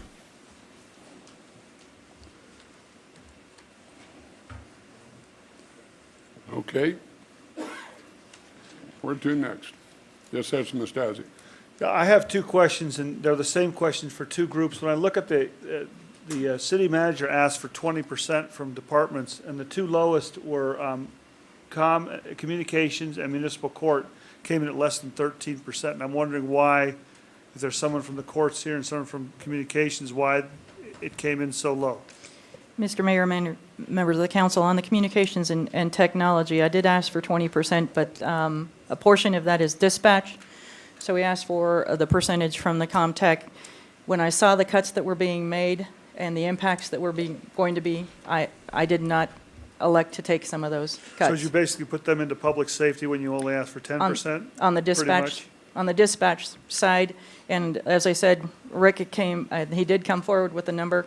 I thought there was too much impact to the overall operations and our ability to respond to our users, to take the remainder of the cuts. Okay. Thank you, Rick. I think I handled that, Rick. And how about the courts? Who wants to answer that one? Matthew Fisk, Court Administrator for the record. Honorable Mayor and City Council, and City Manager. My understanding is we did contribute 20%. And possibly the difference is the court has been supplementing its budget with court fees as well, so perhaps that was taken into account, but we cut $643,000 out of this year's budget. Well, again, people might be talking about different things. On this here, what we're given today, it's $132,000 in personnel savings and $130,000 in operating reductions for $262,000 out of a total operating budget of $6.3 million. And that comes out to an annualized 12.43. I'm not sure what you're looking at, but I know that we've reduced $643,000 out of this year's budget. And we've also contributed approximately $360,000 towards the building, utilities, and other things like that. So I guess we'll have to look at that, because I I'd be think, happy to look at that was there a with you. round earlier this fiscal year that people had to cut back on, or? Yes, there was. So this one's an additional one that she asked. Is that right, Madam Manager? Like another Correct. 20%? Well, actually, I think it was 20% total, was it? Or was it? I'm going to have to ask the budget. And also, I'm just going to ask, is this just the general fund portion, or does this include? Okay. Yes, it was just, Kevin Knutson, it was just the general fund portion, and we did not put any revenues in there, so we do need to go back and look and see what offsetting revenues might have contributed to the cuts that they made. And the answer to the other question was yes as well. It's 20% of the remaining year, so 6.6% on top of the 5%. Right. So they were in addition to. I did that math, so. Okay. Just trying to keep everything the same, because I'm just going on for everybody, just what I was handed today. About, I don't know where I got the numbers. It's whoever put it together, that's what they gave me. that's okay. Perhaps this will help in our first cut, the 5% from October forward. We cut approximately $200,000. It was mostly out of personnel. And then the second cut was another $443,000 we've cut. But did everyone do those cuts, Matt? I guess everybody made those 5%, but they're not added on, they're not being added on again this time. This was an additional cut. I can tell you the total cut came to 20%. So I hope that helps. It really doesn't, because if I want to get this right between you and the manager, was she asked for everyone to give 20% cut from today on for the rest of this year. And whatever your budget was to today, an additional 20%, not going back to July 1, because everybody had to make cuts from then to now. Am I interpreting that correctly? That is correct. We asked for 20%. From now, not from this fiscal year? For March 1st to the end of the year. For a quarter, well, a third of the year. And you also asked for cuts from March 1st past, before now you've asked for cuts? In November, when we were seeing some of the revenues drop, we asked for 5%. And what was submitted by the department, we took, any of the departments, we took all that was given to us except for the positions that were filled. So that included vacancies as well. Okay. Yeah, the court has always met or exceeded the requested cuts. I'm just trying to keep everything rational here. Make sure we're all on the same page. Mr. Izey? Those are all my questions, Mr. Mayor. All right. Mr. Mayor, Ms. Edgar? could we actually go back to police? Yes? The CSOs and the cuts, Madam Manager, as well. in looking at cutting the CSOs, did you take into consideration and how was that reflected on the bottom line of the savings for the ones that are the meter revenue generating officers? Are their positions essentially paid for by the tickets that they issue? And again, how were those cuts reflected on the absolute bottom line? Revenue they bring in versus their salaries? On behalf of the Reno Police Department, just like the decisions that you'll make tonight, looking at the Reno Police Department family and the people that work there, cutting the CSOs or the elimination thereof of the program was a very tough decision, I have to tell you.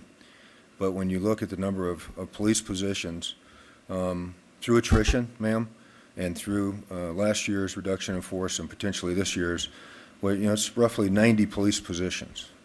And last year what we did, and I think that Chief Pullman may have discussed this with you in the same process, is we used some of that attrition to in fact save CSOs' jobs and other civilians in the police department. We're at a point with this reduction in force where our professional opinion, and it's based on discussions with other police executives across America, is that we need to build a very strong and effective patrol force to police this community over the rest of this unfortunate sustainable economic problem. And that kind of answers the question, why eliminate the CSOs?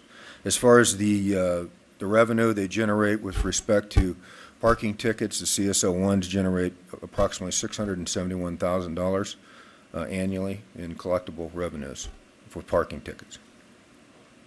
And their salaries are what? Actually, they will start at about 70,000, Ms. Sadra, and will work up to close to 100,000. I see some head shaking back there that maybe suggests differently. That's with their benefits. That's with their Yeah. benefits. Yeah. Yeah. That's not their. How many do we have? 12, ma'am. Correct. CSOs, and they bring in The 6? CSO1s, well, really, the CSO program that still remains brings in roughly $671,000 in revenues that have been collected on parking citations. And how many, we're proposing to eliminate how many? We're proposing to eliminate 10 positions, ma'am. So it's about a push. The revenue they bring in is just about equal to their salary expense to us. Roughly, yes, ma'am. So it's a net no impact on the budget. Not really. We're not saving No, that- anything by eliminating those positions. True. So why Actually, if would- they bring in 670 and there's 12 of them, they bring in about half. The CSO, yeah, well, the ones I was referring to, I apologize, Madam Mayor. I mean, Okay. Madam Manager. I have a question for the chief. Sir. How many Mr. retirements, I know it's difficult to predict, but how many retirements do you see occurring between now and the end of the fiscal year? We have projected roughly between 10 and 15 between now and October 1st. And the 10 between now and October 1st? 10 to 15 between now and October 1st of this year. Okay. Do you have a number for 6/30 of this year? Sir, I do not.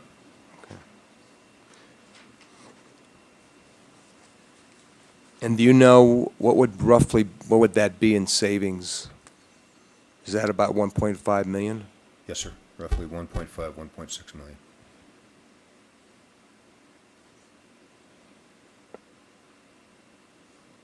Okay, that's all I have, Mr. Mayor. Okay.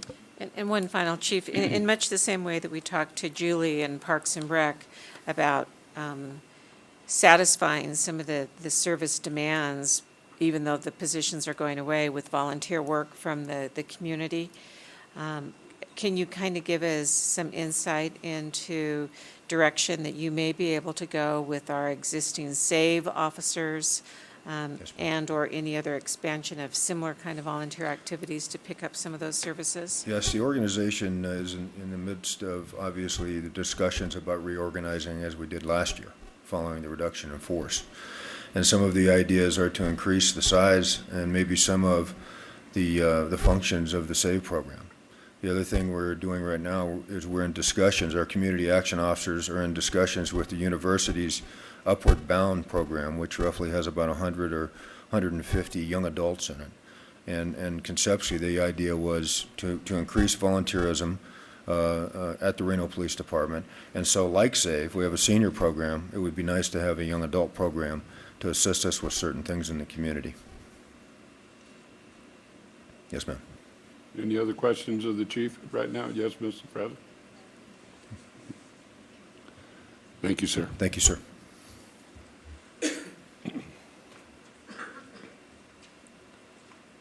Can I go back to the fire chief for a moment?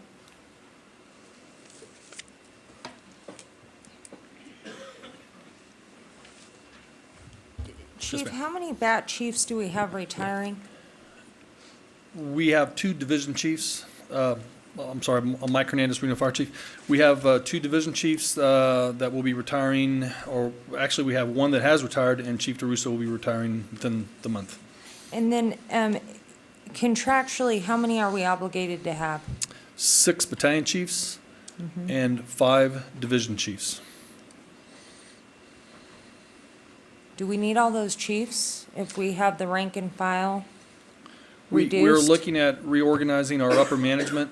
I can tell you, and I'm going to have to apologize to the Madam Manager, I have received an offer from the Reno Fire Department Administrative Association, basically offering to freeze 2 division chief positions. That was received early this week, and because of the preparation for the budget, I haven't had a chance to discuss that with the manager. And then the other question I'd have on that, because right now, and I want to make sure I understand this correctly, because the bat chiefs are the highest paid in the city. You're talking $270 to $250. You just look at all their salaries. Right now, when it clicks in for overtime, only another bat chief can fill that overtime unless there's not one available, correct? That's correct. It's a tiered system where if a battalion chief calls in sick, in their defense, they have been using straight trades recently, even for sick leave. Still, $250,000, chief. Yes, Sorry. yes, ma'am. I agree, but you're correct. When a battalion chief calls in sick, another battalion chief is offered that chance to come in sick on overtime. If the battalion chiefs refuse that, then it goes up 1 level to the division chiefs. If they refuse that, then it goes to any available captain that's qualified to act in that position. Yeah, and why, right now, why couldn't we have some savings there if a captain was allowed to Yes, ma'am. go up to the BC's position? Yes, ma'am. Would that be a big savings? It would certainly be significant. We'd have to go back and look at the number of times that could occur. I think there's language in their contract that speaks to how they go through that process and get called back. Okay, thank you. Just like everything else, that number you quoted is also with their perks, right? Their PERS. Right. It's not take home.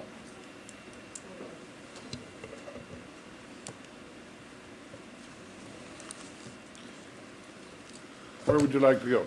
Mr. Mayor, I didn't have a question, but I did want to answer, I think, one of the first public comment, Ms. Anderson.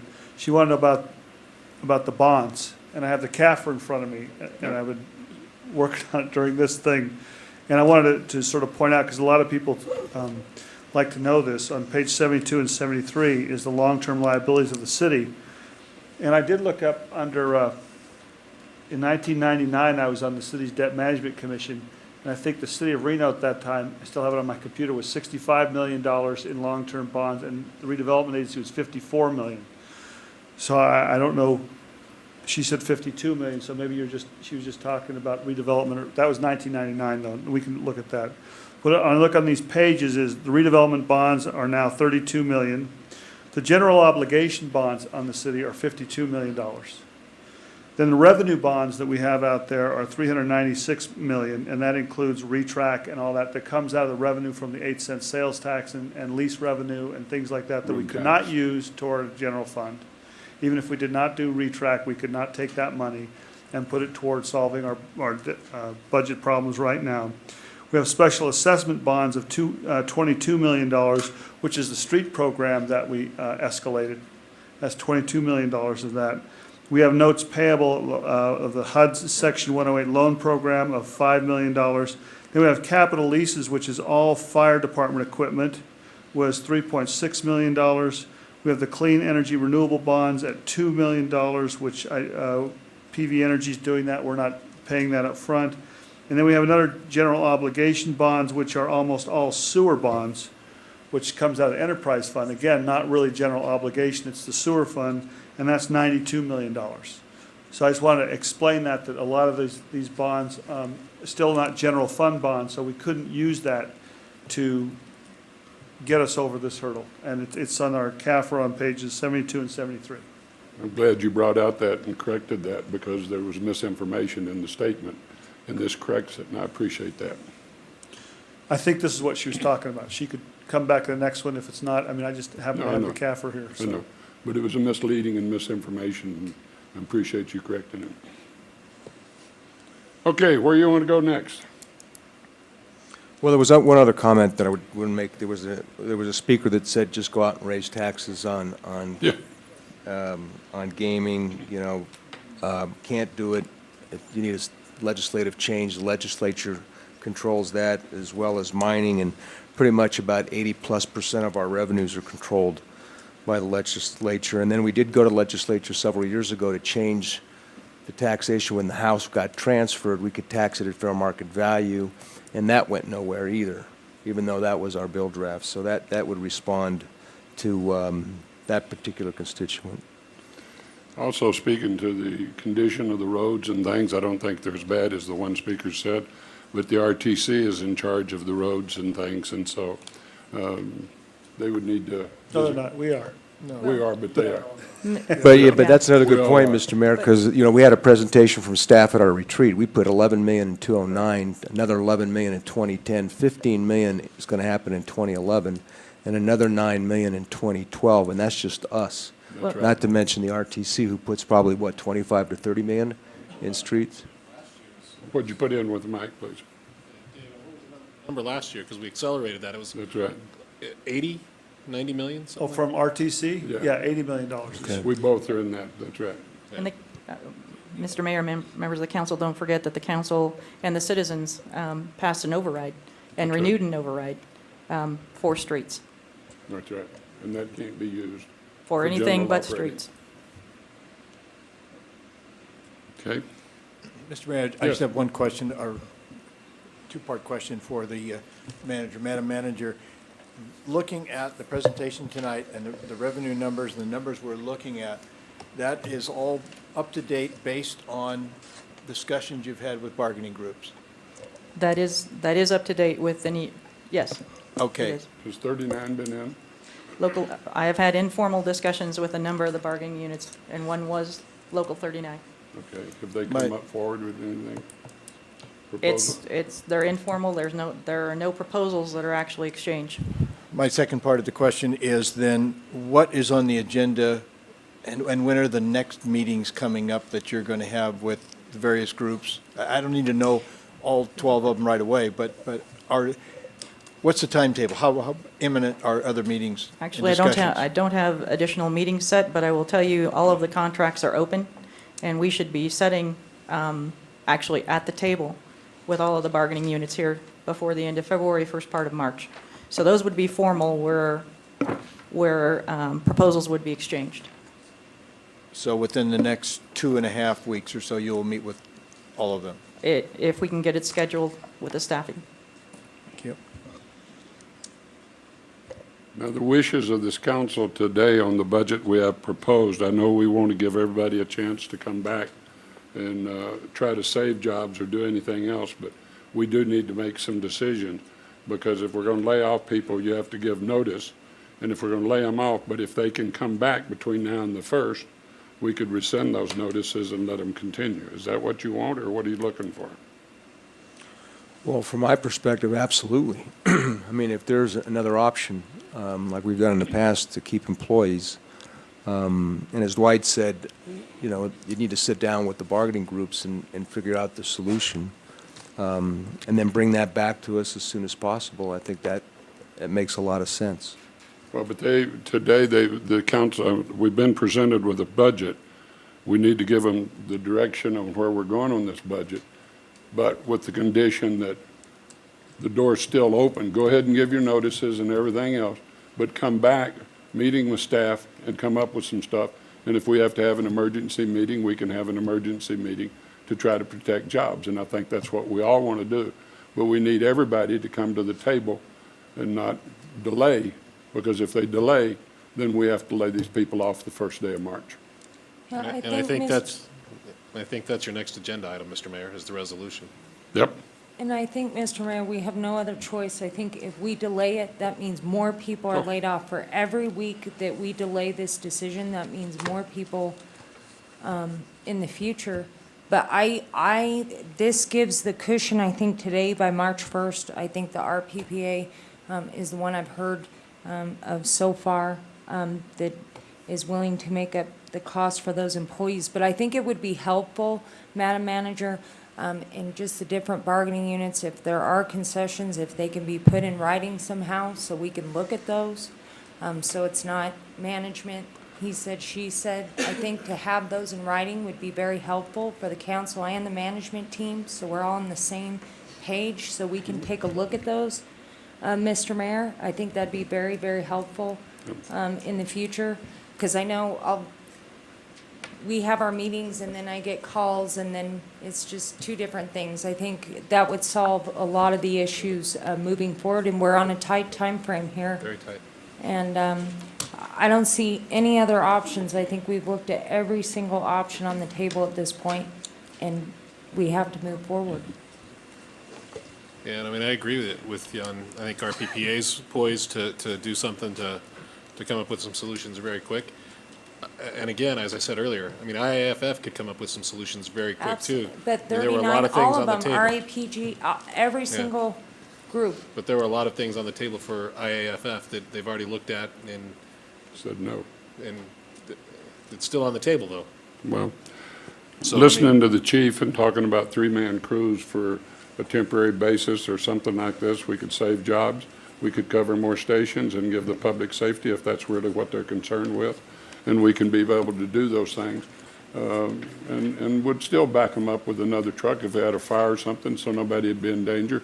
RIMSA runs 2 people to a medical and we run 4 to a medical, so I'm not real sure the needs, but I think that there's some things that the IFF can do, and I think the fire department can, and I think there's some in Public Works that maybe can come up with some stuff.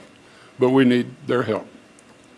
And I think, Madam Manager, the other question, and Councilwoman Zadra had asked this earlier, and I had asked this yesterday at council. To me, it doesn't make sense to lay off 12 CSOs when they're generating a revenue source of 600,000. I mean, maybe you cut that in half, but I don't see how that does us any good if they're bringing in revenue and then to lay off those positions. I mean, a thought is we're going through this process, and I'm sure that's been taken under consideration, but. We can look further into it if you'd like. We actually did put 2 of them back into the budget. I guess I could propose that if we move forward with this tonight, it's what I've heard, what people might want to come back and talk about again, maybe at our next council meeting, or the CSOs in particular, muni courts to straighten up that issue, and this 14,000 on the Parks and Rec to see about the pools and all that stuff that might come back to us. So if we authorize all those and have those come back to us where we can look at those maybe a little further in depth, that might be the way to go.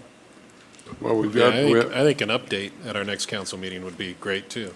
Right. we can have an update, but we also need to be able to give some direction tonight on where we're going. Huh? I don't think anyone's disputing. Okay, No. okay. Well, one thing else I want to say, Mr. Mayor, again, doing my math here, is police and fire is 68% of our budget. Yep. And the cuts we're asking them to take today is 3.3% of the budget. I mean, so we're really trying to spare the public safety as much as we possibly can. I mean, that's our problem, is when it's 68% of the budget, you can't balance it all without going to those 2 groups a little bit. And that's what we've got to do. We could close every And- department and not balance the budget. And that percentage is going to go up after these cuts, because we're right. cutting every other department more than we're cutting police and fire. And I want to disagree. I don't think anybody at this council has ever said that the unions got us into this problem. I think what we all know that the problem is the economy. We've been asking the unions to help us get out of the problem. That's all. Well, I talked to a financial advisor today that I work with, and he said, I was telling him how these people say we should have seen all of this stuff. You know that he reminded me and gave me an article from Warren Buffett. Warren Buffett never saw it. So he's a hell of a lot smarter than the rest of us, I think. So some of these people that think they're, should have seen their crystal ball, got a different thing to look at. Well, but what frustrates a lot of people, me included, is maybe some people didn't see it coming, but there's people who got 9% raises a month ago. That's right. And, you know, that's frustrating to people, is continuing to take raises in these times. I know they're owed to you, but that's part of our problem. Okay, let's move on to item 6, a resolution. Resolution number 7553, a resolution of the City Council of the City of Reno finding that it is necessary to reduce staff of city departments and authorizing the city manager to take all necessary and appropriate actions to implement this resolution for fiscal year 2010-11. Have a second? Second. Discussion. Just want to make sure we bring those, at least these three back for further analysis at our next meeting and an update on the rest. Okay. Any others? No other comment from me other than what's been said, Mr. Mayor. The door's still open. Yes, it is. We look forward to working with everybody because we don't want to. And I do want to thank staff and all the employees here at the city. I know the manager and the financial staff, we've had a transition over there, Mr. Mayor, and I know they've been working around the clock to get this together and Well, they've been we working do Saturdays and appreciate it. Sundays, and we appreciate till very that. late at night, so. Thank all of you for being here tonight. We appreciate your input, and thank you. Thanks for working with us. Chair will entertain a motion to adjourn.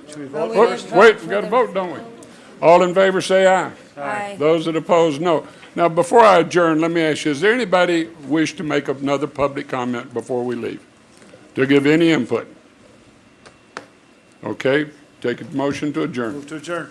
Have a motion, do I have a second? Have a second, all in favor, say aye. Aye. Those opposed, no. Motion carries unanimously.